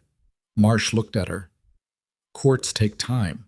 Even when you're right, courts take time. There will be challenges, appeals, delays. Men like Crow have resources to drag processes out." He paused. "What I'm saying is that winning in court and winning tonight may not look the same." "I understand that," Evelyn said. "I'm not sure you understand the gap between what's legally true and what a man like Crow does when he feels cornered," Marsh said. Not unkindly. Just as a man who had been practicing law for 47 years and had a clear view of the difference between how things were supposed to work and how they actually worked. "I grew up on the frontier, Mr. Marsh," Evelyn said. "I understand the gap." He looked at her for a moment longer and then nodded, satisfied with something he'd needed to confirm. Silas came back in from outside. He'd checked the horses, checked the barn, checked the perimeter of the property in the way he'd started checking it every night, methodically, without drama, because it was useful. "Road's clear," he said. "For now." For now was the operative phrase, and everyone in the room understood it. They didn't sleep. Not really. Marsh dozed in the chair by the fire. Martha sat at the kitchen table and mended something from her bag with the focused attention of a woman who needed her hands occupied. Evelyn went through the remaining copies of the documents one more time, not because there was anything new to find, but because moving through them gave her something to do with the fear. Silas sat near the window. At some point past midnight, Evelyn brought him a cup of coffee and sat down in the chair across from him, and they sat in the dark together for a while without talking. "Tell me about her," Evelyn said. "Your daughter." He was quiet for a long time, long enough that she thought he wasn't going to answer. "Her name was Clara," he said. "She was 9. She had—" He stopped. Started again. "She was serious. Not quiet, exactly, but serious. Everything was important to her. The horses were important. The way the snow came in over the western ridge was important. She kept a journal from the time she was 6. She was very specific about details. He turned his coffee cup in his hands. Fever. It came fast and it didn't stop. He paused. Her mother went 6 months later. Different reasons. I think... He stopped again. I think she just didn't want to be here after. Evelyn sat with that. I'm sorry, she said. Not elaborated, not dressed up, just the plain 2 words. It was 4 years ago, he said. I don't say that to mean it's fine. I say it to mean I've had time to figure out how to carry it. He looked at the window. For a long time, I thought the point was to just keep the ranch going, feed the horses, maintain the fences, get through the winters. He paused. It turns out that's not enough. But I didn't know what else there was. Evelyn looked at her coffee. Noah asked Martha today if you were his uncle, she said. Silas turned to look at her. Martha told him she didn't know, Evelyn said. And he said, I think he might be, and went back to feeding the chickens. She looked at Silas steadily. He hasn't said that about any person in 3 months. Not one. The fire made a sound. The wind outside pressed against the walls of the house with a low, continuous pressure, like something leaning on a door. Silas didn't say anything, but something in his face changed in the way that things change when a person hears something they needed to hear and didn't know they were waiting for. They heard it at 2 a.m. Horses. More than 6 this time. Silas put it at 10 or 12 before the sound resolved clearly enough to count. Coming from the west, moving fast, not trying to be quiet, which was itself a statement. Men who aren't trying to be quiet are men who've decided that what comes next doesn't require subtlety. Silas was at the window. Evelyn was on her feet. Marsh came awake from his chair without confusion. Whatever his age, the man woke up ready. Martha, Silas said, at a volume that would carry to the kitchen. I heard, Martha said, get Noah to the cellar. A pause, then, already moving. Evelyn grabbed the original documents, the deed copy, the Wells ledger pages, the core of everything, and wrapped them in the oilcloth and held them against her chest. Evelyn, Silas said. I'm not going to the cellar, she said. That's not... Silas? She looked at him across the dark room. He came for me. Not for you. Not for Marsh. If I'm in the cellar when he arrives, he burns the house to make me come out. I'm not putting Noah underground while the house burns over him. She paused. I'm going to be in this room. I'm going to look him in the face. Silas looked at her for a moment that stretched. Stand behind me, he said. Beside you, she said. He turned to Marsh. Can you work a rifle? Marsh looked faintly offended. I'm from the frontier too, son. Silas got the rifle from the rack by the door. They came into the yard with torches, which was the part that made everything real in a way that the sound of hooves in the dark hadn't quite managed. 10 men, 12, hard to count in the moving light, all of them armed. And in the center, on a black horse that was too good for this weather and too good for this errand, a man who sat like someone who had never in his life been required to apologize for anything. Gideon Crow was 55 years old and looked like money looked when it had been held by the same hands for long enough to take on the shape of those hands. He was not large. He was not physically imposing in any obvious way. But he had the particular quality of a man who has never occupied a room as anything other than the most important person in it, and that quality sat on him like a second coat. He stopped his horse at the fence. Silas opened the front door and stepped onto the porch. Behind him, in the doorway, Evelyn. Crow looked at her for a moment. Something moved across his face. Not quite anger, satisfaction, almost, the way a man looks when something he's been expecting finally arrives. Mrs. Mercer, he said. His voice was the voice of a man who had spent decades being listened to. You've led us on quite a journey. I had good reason to, she said. Crow's eyes moved to Silas. Mr. Boone, I want you to understand that I have no particular interest in you. This is a legal matter between myself and this woman regarding a debt on her late husband's estate. You've inserted yourself into something that isn't your business. I see it differently, Silas said. I'm sure you do. Crow leaned forward slightly in the saddle. But I have documentation. I have a valid lien. I have the right, under territorial law, to collect on a debt owed to me by this estate. Now." He paused. "I'm prepared to be reasonable. Mrs. Mercer surrenders the property deed and signs the transfer document my man has prepared, and we leave. Nobody gets hurt. The boy goes with his mother wherever she wants to go." "That property doesn't belong to you," Evelyn said. "The lien was filed after my husband's death and dated before it. It's a forgery." Crow looked at her with the expression of a man who has heard a thing said that he intends to make the last thing that person says on this subject. "You don't have proof of that." "We filed proof of that 3 hours ago with the Circuit Court office in Dunnet County," Evelyn said. The yard went completely still. Not the men on horses, they didn't move or barely moved, and the torches kept burning, but the quality of the stillness changed. The horses felt it too, one of them sidestepping and being pulled back. Crow's face did something complicated. "That's not possible," he said. Not angry yet, calculating. "Theodore Marsh prepared the filing," Evelyn said. "It includes the original deed, the backdated lien with documentary proof of the alteration, correspondence from my husband predating the lien that shows the property was unencumbered, and a copy of Deacon Wells's accounting ledger." She paused. "Which includes a detailed record of payments to 3 judges, 2 sheriffs, and a county clerk, with dates and amounts." Crow looked past her into the doorway and found Marsh standing there. "Theodore," Crow said, and the pleasantness had gone out of his voice entirely. "Gideon," Marsh said. He didn't sound particularly interested in the reunion. "You're making a significant mistake." "I've made a few," Marsh said. "This isn't one of them." Something shifted in the yard. Evelyn could feel it before she could see it. The men on the outside edges of Crow's group, the ones farthest from his immediate eye line, moving differently. Not advancing. The opposite. 2 of them had pulled their horses back slightly, half a step. The unconscious movement of men recalculating whether the thing they'd agreed to be part of looked the same as it had when they agreed. Crow saw it too. He turned his head and looked at the man to his right.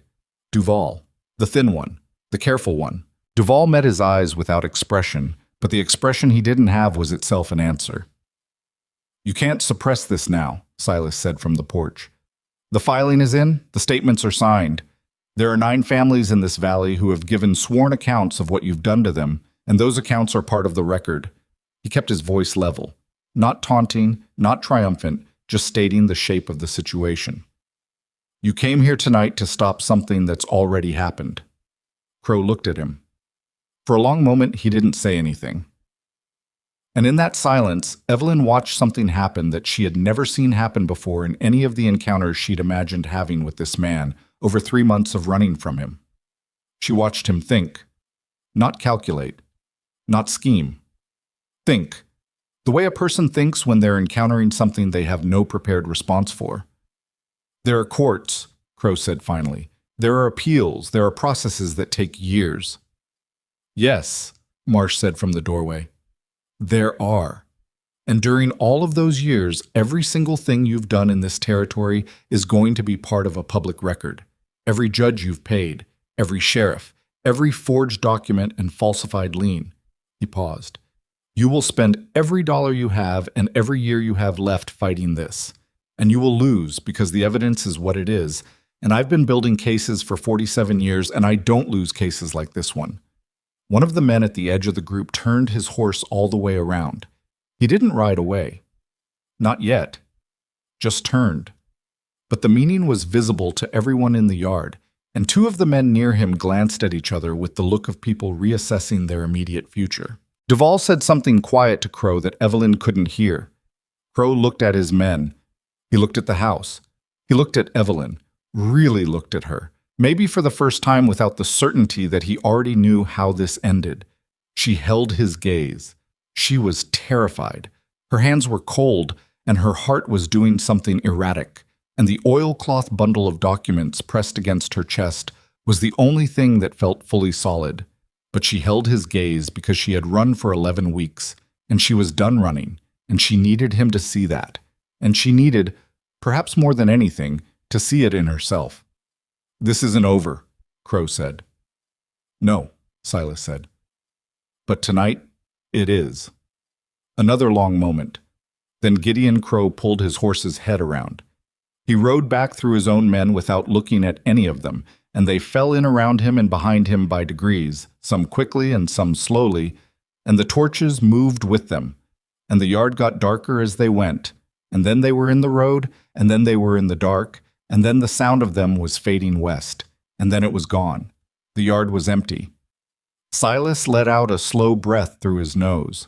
Marsh made a sound behind them that might have been something a man says when he's been holding his shoulders up around his ears for 20 minutes and finally lets them drop. Evelyn stood on the porch for a moment without moving. Then she walked back inside. Martha was in the hallway. She'd brought Noah up from the cellar, and he was standing beside her in his socks with his hair pushed sideways from sleep, blinking at the light. "Did they leave?" he asked. "They left," Evelyn said. He looked at her face, reading it the way he'd learned to read it. "Are they coming back?" "Maybe," she said, "but it's different now. It's different in a way that matters." He thought about this with the seriousness he brought to everything. "Okay," he said. She pulled him against her, and he let her, which he didn't always, and she pressed her face into the top of his head and stood there for a moment in the hallway of someone else's house that had started to feel, despite everything, like somewhere she could breathe. From the main room, she heard Silas ask Marsh if he wanted that coffee reheated. Marsh said he wanted something stronger than coffee. Silas said he thought he might have something, and there was the sound of a cabinet opening. Evelyn straightened and looked at her son's face, still creased from sleep, still entirely trusting, and she thought, this is not the end of it. Marsh was right about that. Courts were slow and Crow had resources, and there would be months of legal fighting ahead, and the ranch was still 2 counties away, and there was still so much that was not resolved. But Avery Cole was riding north with the filing. The statements were signed and witnessed. Harold Geist's box of notes was in Marsh's possession. And Gideon Crow had ridden away from this property tonight with something he had never lost before, and that was the absolute certainty that he was the one who controlled how things ended. She took Noah's hand. "Come on," she said. "Back to bed." "I'm not tired," he said. "I know," she said. He was asleep before she finished tucking the blanket around him, and she sat on the edge of the bed in the dark for a few minutes after, listening to his breathing even out into the deep, slow rhythm of a child who, at least for this night, felt safe enough to sleep without one ear on the door. It was not everything, but it was enough to build on. She went back to the main room where Marsh and Silas were talking in the low voices of men who have been through something together and are sorting out what it means. And she sat down, and somebody handed her something in a tin cup that was definitely not coffee, and the fire was still going, and outside the winter held the valley in its cold grip, but inside the light was warm and steady. Avery Cole made it to Danette County in 4 hours and 20 minutes, which was fast enough that the night clerk at the circuit office was still on duty when he arrived, still had his stamp in his ledger, and was sober enough to process a filing correctly. Cole found this out 3 days later when a confirmation came back through Casper Holt's freight route, a single page in the territorial court's official hand, stamped and dated, acknowledging receipt of the complaint filing in the matter of Mercer versus Crow Holdings and associated parties. Marsh read it twice, then handed it to Evelyn without comment, which was the most expressive thing he did during those days. She held the paper for a long time without reading it again after the first time. She just held it. "That's the beginning," Marsh said finally. "Not the end. I want to be clear about that." "You've been clear about that?" Evelyn said. "I'll be clear about it again when we're in front of a judge," he said, "because the first hearing is going to be ugly. Crow's lawyers are good. They're going to challenge the authenticity of the Wells ledger, the chain of custody on the deed documents, everything. They'll file counterclaims. They'll try to make you look like a woman with a grudge inventing a conspiracy." "Let them try," Evelyn said. Marsh looked at her over the paper. "That's the right answer," he said. "Just wanted to make sure you had it ready." He left the next morning, him and Cole together in the same plain freight wagon they had arrived in, which now carried copies of everything filed in a set of Harold Geist's original notes locked in a strongbox bolted to the wagon bed. Marsh shook Silas's hand at the fence. He looked at Evelyn for a moment and said, 6 weeks. First preliminary hearing. You'll need to be there." "I'll be there," she said. He nodded. He got in the wagon.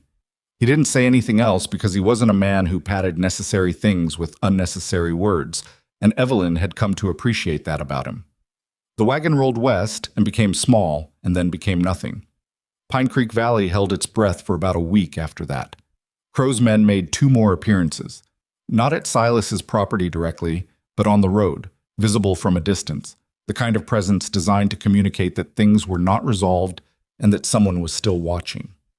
Silas noted them each time and said nothing except to tell Evelyn and to send word to Walt Hendricks, who sent word to the others, and so the sightings were tracked and documented in a way they wouldn't have been a month earlier.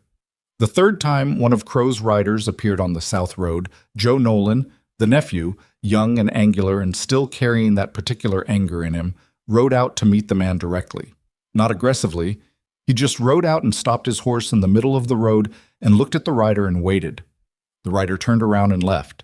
Joe came back and told Silas about it with a satisfaction that he was trying not to show and wasn't quite managing. "That's not nothing," Silas said. "No," Joe said, "it's not." What Crow had not anticipated, and this became clear over the following weeks in ways that played out slowly but accumulated, was that the filing hadn't just put his legal position in danger. It had changed the air. The thing that had made his operation work for years was the particular atmosphere of inevitability he'd created, the sense that resistance was pointless because he always found a way around it, and through it, and over it. That atmosphere required everyone to be isolated and afraid and certain that nobody else was doing anything. The filing was a matter of public record. The Fenwick City Territorial Gazette ran a story in its 2nd week of February, not from Evelyn's sealed letter that was still in Cole's pocket, unopened, but from a reporter named Calla Birch, who had been watching the Dunnett County Circuit docket and noticed a complaint filing that named several public officials as recipients of improper payments.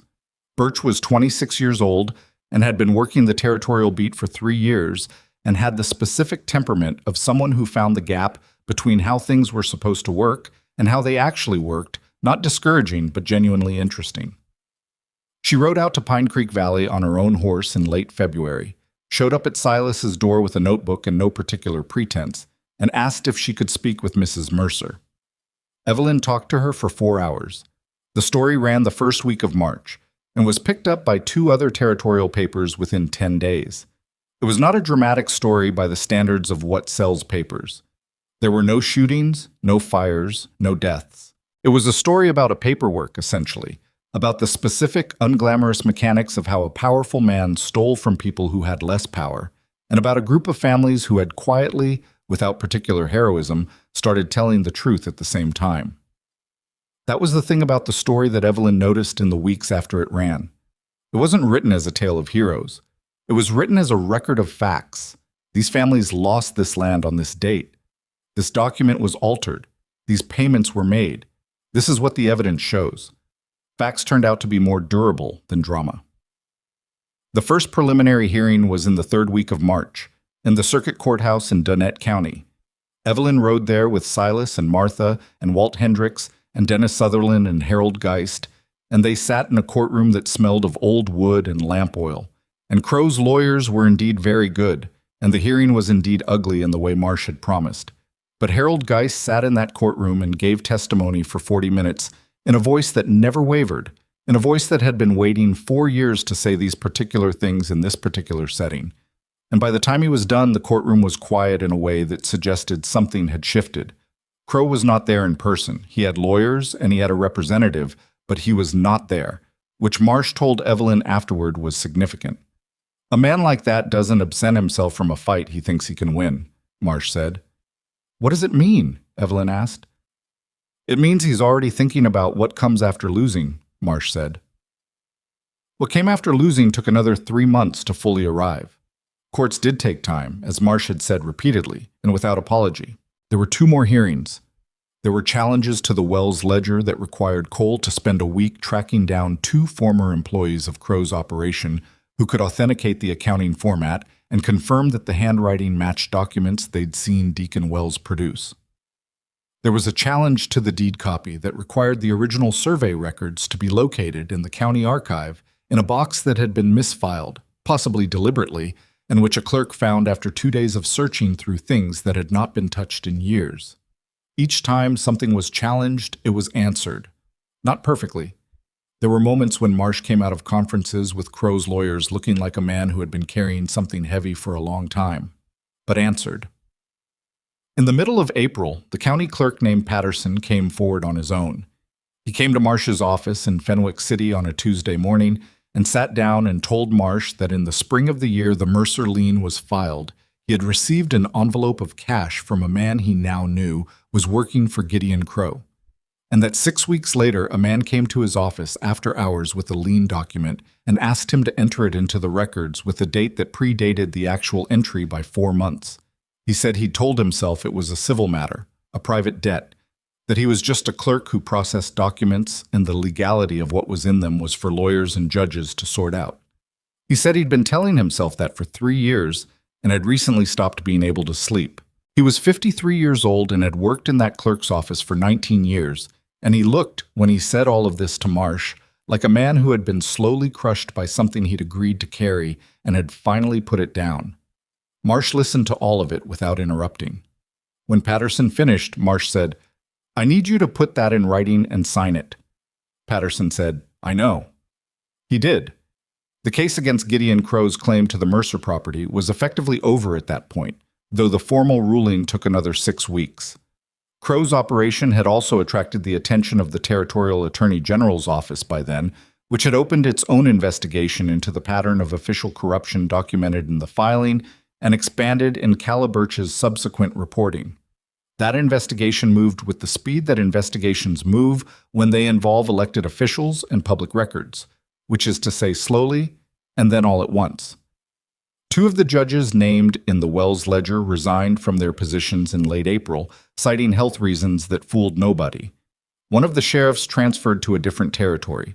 The other one was suspended pending the Attorney General's review. Crow himself never came back to Pine Creek Valley. He didn't disappear. He was still a wealthy man, and wealthy men don't disappear. They just recede.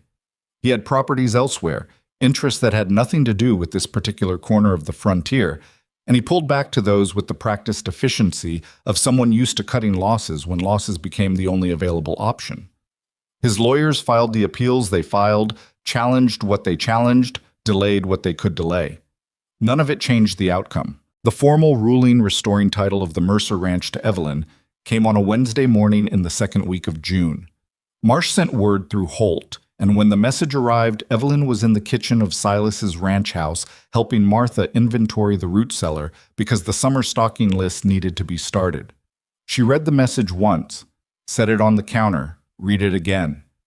Martha looked at her face. "Well?" "It's done," Evelyn said. Martha sat down in the nearest chair, which was not something Martha did in the middle of the day. She sat down and put her hands in her lap and looked at the wall for a moment, and Evelyn understood that the wall Martha was looking at had something behind it that was 4 years deep. "Aldous would have liked to see this," Martha said. "Yes," Evelyn said. Martha was quiet for another moment. Then she stood back up. "Well," she said, with the specific efficiency of a woman who does not permit herself extended sentiment during working hours. "The stocking list." "The stocking list," Evelyn agreed. They went back to the inventory. Noah found out at dinner. Silas told him plainly that the legal case was finished, that his mother's ranch officially belonged to her again, that things were going to change. He watched Noah's face while he said it, watched the boy work through the information with the methodical care he brought to everything that mattered.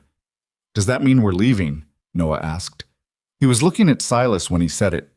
Not at his mother, at Silas. The table was quiet. Evelyn looked at Silas across the dinner things.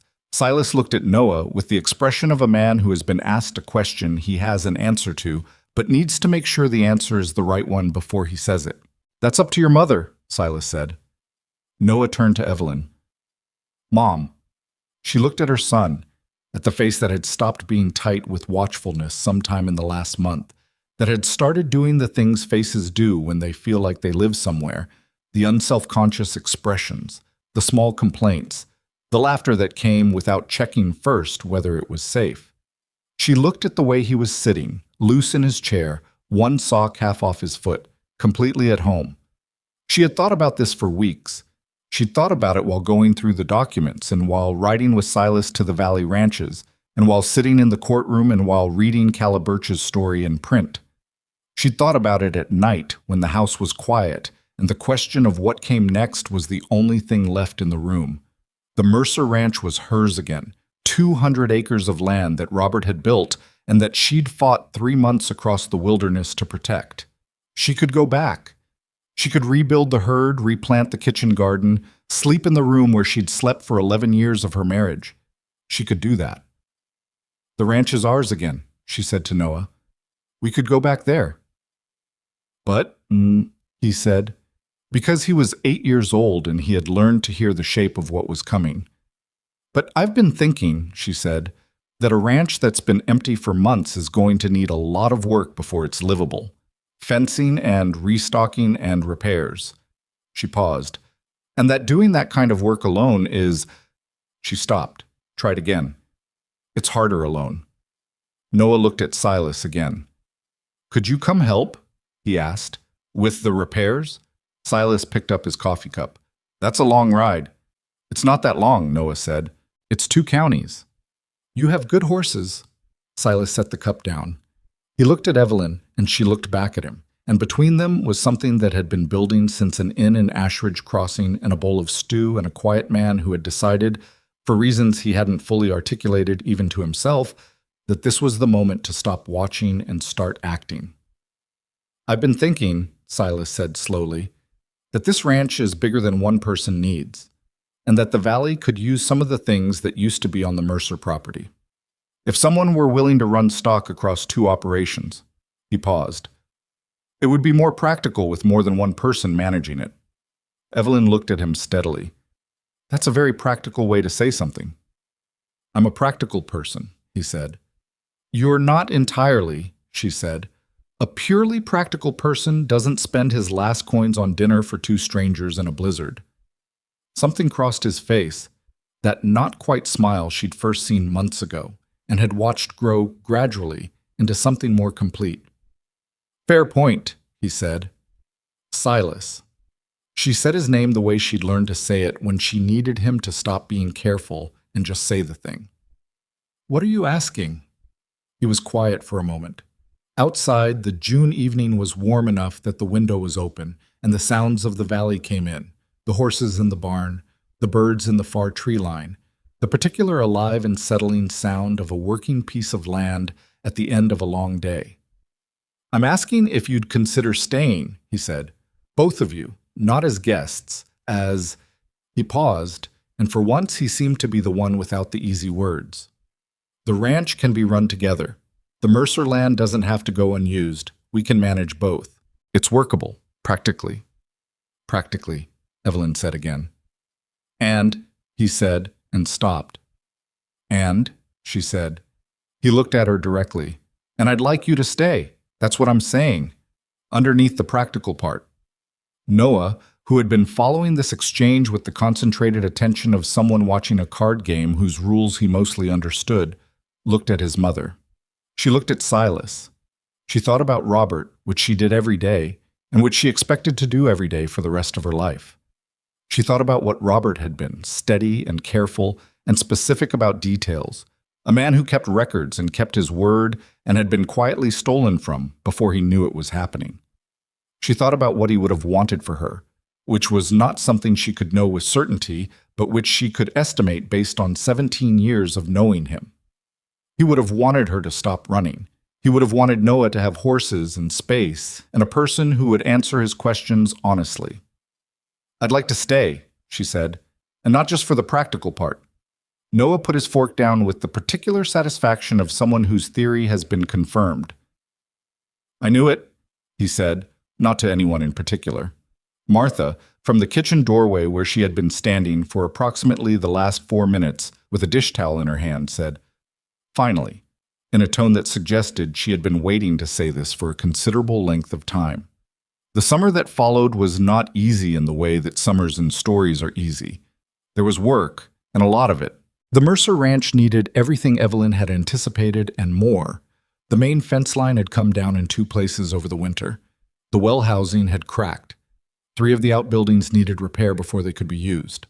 Silas made the ride out twice that first month, and then the arrangement shifted organically, the way things shift when people stop making formal decisions and just start doing what makes sense. He brought 2 of his own ranch hands, brothers named Ellis and Pete, who were laconic in the way of men who speak primarily through the quality of their work, and who, within a week of working alongside Evelyn, had decided she knew what she was doing and adjusted their manner toward her accordingly. Ellis, the older one, had a particular talent with horses that Noah orbited with undisguised fascination. Noah learned to ride that summer. Not the scared, gripping ride of someone being moved from place to place, real riding, with intention. Ellis taught him, mostly without words, mostly by letting the boy watch, and then try and fail and try again in the way that actual learning goes. By August, he could handle the gray gelding Silas had picked for him, a calm animal with no particular opinions about anything, which was right for a beginner, with a confidence that was real and not performed. Evelyn watched her son on horseback one morning from the fence line, shielding her eyes against the sun, and felt something settle in her chest that had been unsettled for a long time. Not joy exactly, it was quieter than joy. It was more like the feeling of a sound stopping, a sound you'd gotten so used to you'd forgotten it was there, until suddenly it wasn't. The legal aftermath continued through the summer in the way legal things do. Slowly, paperwork by paperwork. Patterson's testimony was central to the Attorney General's corruption case, which moved through the territorial system with the methodical weight of official proceedings. 2 of Crow's former business associates, facing their own legal exposure, provided additional documentation that corroborated the Wells ledger in specific detail. The case against Crow personally was filed in July. Calla Birch kept writing about it. She had the specific determination of a reporter who had found her story and intended to follow it to its natural conclusion, and she came back to Pine Creek Valley twice that summer, once to talk to Martha Price about the Price property, which was separately restored through the same legal mechanism that had cleared the Mercer title, and once simply to see how things had changed, which was a different kind of reporting and which she was honest enough to call what it was. Martha got her property back in August. She stood in her own yard on the morning the paperwork came through, and she didn't say much, which was unusual for Martha. She walked the fence line once around the whole property, which took 40 minutes, and then she came back to the house and made coffee and was her regular self again, except that something behind her eyes was different, less braced, like a person who had been expecting a blow for years and had finally accepted that it wasn't coming. Walt Hendricks paid off his loan in full, the real loan amount, not the inflated version Crow's operation had been creeping toward. Clement Bauer won his boundary dispute. The Nolans got their water access back when the fence line that had appeared without explanation was ordered removed by the same circuit court that had handled the Mercer filing.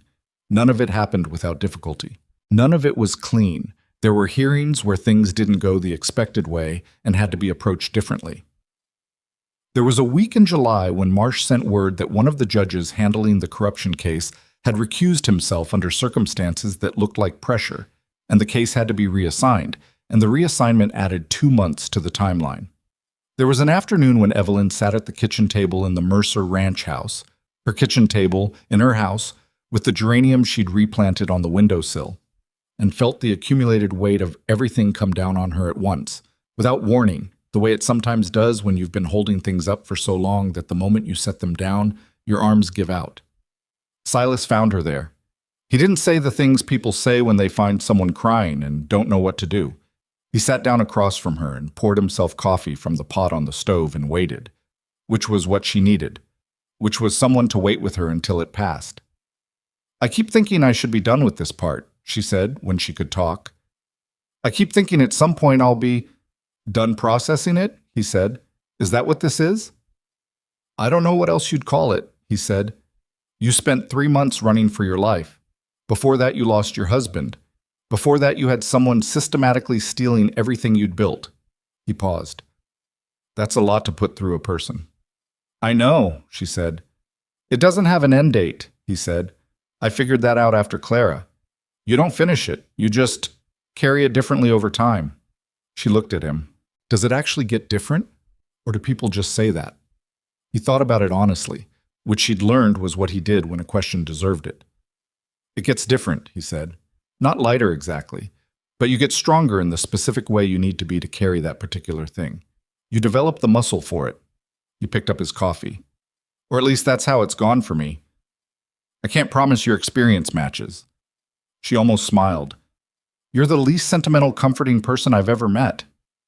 Is that a complaint? No, she said. It's actually the most useful kind.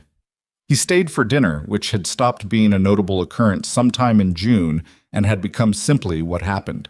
Afterward, Noah showed him something he'd found in the upper pasture, a hawk feather, long and brown and perfect, which he'd been keeping in his room and which he produced with the gravity of someone presenting a significant artifact. Silas held it and turned it in his hands and said it was red-tailed, which was the best kind to find because they were uncommon in this elevation. Noah absorbed this with the focused expression he brought to information from Silas, which was the same expression he'd brought to everything Silas said since approximately the second day at Pine Creek Valley. How do you know so much about birds? Noah asked. Clara used to make me learn, Silas said. He said it simply, without hesitation, which Evelyn noticed because she knew what it had cost him once to say her name at all. She kept a list of every bird she'd ever seen. She used to quiz me. Noah considered the feather. I could start a list, he said. You could, Silas said. Would you help? When I know the answer, Silas said. I don't know all of them. That's okay, Noah said. We can look up the ones you don't know. He took the feather back with great care and went inside to find something to store it in, and Silas stood on the porch in the August evening and watched him go, and Evelyn stood beside him, and neither of them said anything for a moment because there wasn't anything that needed to be said. The valley was green and full and alive in the specific way of high summer on the frontier, fully itself, with the force of a season that doesn't last long enough to hold back. The light was that particular evening gold that makes everything look like it's being seen for the last time, which sounds sad but isn't, because it's also how things look when you're seeing them for the first time with proper attention. Gideon Crow's formal sentencing came in October. He was convicted of fraud, conspiracy, and corruption of public officials, 14 counts in total, which was fewer than the Attorney General had wanted, but more than Crow's lawyers had managed to prevent. He was fined a sum that represented, Marsh said dryly, approximately the cost of one of his better horses, given his total holdings. But he was also stripped of the territorial land rights that were the foundation of his operation, and the territorial court issued a permanent injunction against him engaging in any land acquisition activity in the territory. He was 60 years old and had spent 20 years building an empire on other people's fear, and now he was a man with diminished resources and an injunction and a reputation that had been documented thoroughly in print by a reporter who wrote very clearly and who had a very good memory. He did not go to prison. That was the part that sat wrong with some people, including Evelyn, including Joe Nolan, including Martha Price, who said exactly what she thought about it in terms that were vivid and direct and which Evelyn thought deserved to be written down somewhere. Marsh said, the alternative was no conviction at all. We took what the evidence and the law could give us. Joe said, it's not enough. Marsh said, no, it's not. But it's what there is, and what there is matters more than what we wish there was. Joe was quiet for a while after that. Then he said, I guess that's true. It was true.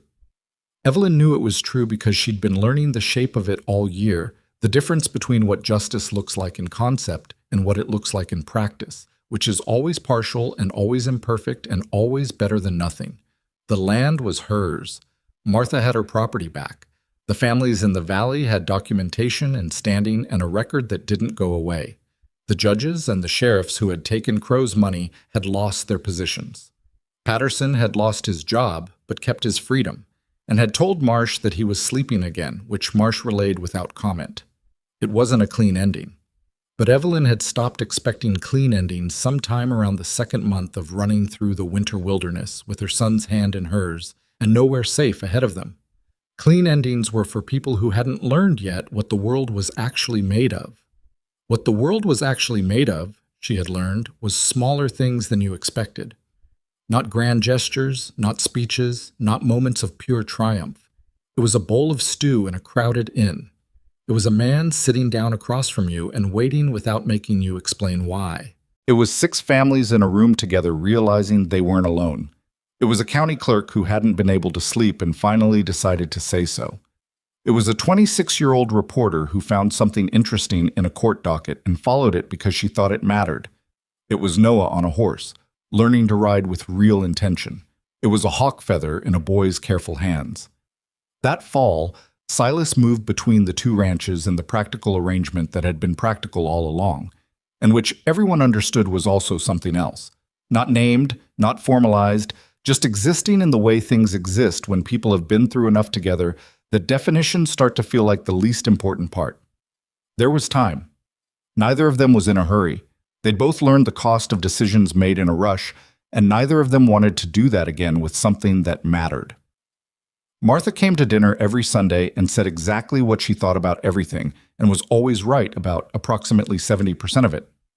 Harold Geist came twice, both times bringing information about the ongoing Attorney General proceedings that he'd somehow acquired from sources he declined to name, and both times staying for coffee and then longer than coffee, and then for dinner, because Harold Geist had apparently decided that the social isolation of the previous 4 years had been sufficient and he was done with it. The bird list grew. It was Noah's, kept in a small notebook he'd found in the Mercer Ranch house that had been used for only 12 pages at the front and was otherwise blank, and he recorded every bird he and Silas identified with the date and location and a brief description that was sometimes accurate and sometimes creative, but was always specific because he had his father's attention to detail and his mother's refusal to be imprecise. By October, it had 43 entries.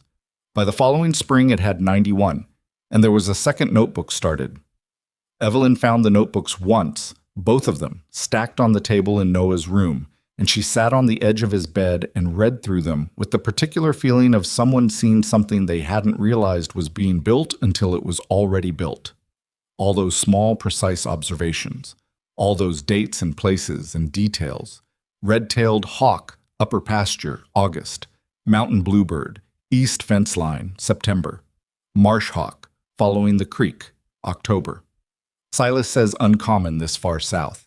She put the notebooks back exactly where she'd found them. She went downstairs and out the back door and stood in the yard for a moment in the early spring air, which had the specific quality of spring on the frontier, tentative and cold, but with something underneath it that wasn't cold, something that said the long holding of winter was nearly done. Silas was at the fence line, working on the section that had been loose since February. He had his back to her and didn't hear her come out. She stood and watched him work for a moment, the easy, economical way he moved, the same way he'd done everything she'd ever seen him do. Without waste, without performance, just doing the thing because the thing needed doing. He turned and saw her and raised 2 fingers off the fence post, which was his version of a wave. She walked over. "How bad is it?" she asked, looking at the fence. 2 posts need replacing, he said. "The wire's fine."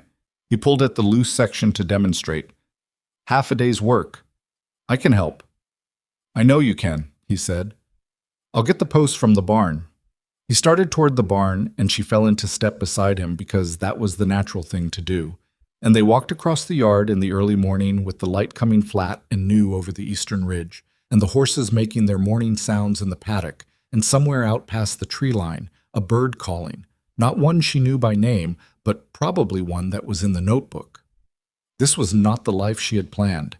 The life she had planned had ended on a cold night when 2 men rode to her door with forged paperwork and an ultimatum, and everything after that had been improvised, rebuilt out of whatever was available, tested against conditions nobody would have chosen. But improvised things, she had found, were sometimes stronger than planned ones. When you build something under pressure, out of necessity, with whatever materials you have, you know every piece of it. You know what it cost and what it took and exactly what holds it together. She knew what held this together. A bowl of soup in a storm. A man who asked nothing in return. 6 families in a room. An old lawyer with a white beard and no tolerance for injustice. A boy's careful handwriting in a small notebook counting the birds of Pine Creek Valley one by one, building a record of all the things worth seeing. The fence got fixed by noon. By afternoon, Noah was out in the paddock with Ellis, working with the gray gelding, and his voice carried across the yard. Something he was saying to Ellis and Ellis's short reply, and then Noah's laugh, which was not a guarded sound anymore. which had not been a guarded sound for months now, which rang out across the yard and the pasture and up into the wide blue spring sky without apology. Evelyn heard it from inside the house. She stopped what she was doing and just listened to it for a moment. That sound, that specific unguarded sound, that was the thing she had crossed the winter wilderness to protect and had almost despaired of ever hearing again. Then she went back to what she was doing because the day still needed doing and there was work, always work, the good kind that leaves you tired and satisfied at the end of it. And in Pine Creek Valley, spring came the way it always came, not all at once, but in increments, in small daily demonstrations that the cold had limits and that green was still possible. It always had been. It just sometimes took someone willing to wait for it, or fight for it, or on certain particular nights in a crowded inn in a blizzard, spend his last coins to give a stranger something warm to hold on to until it arrived.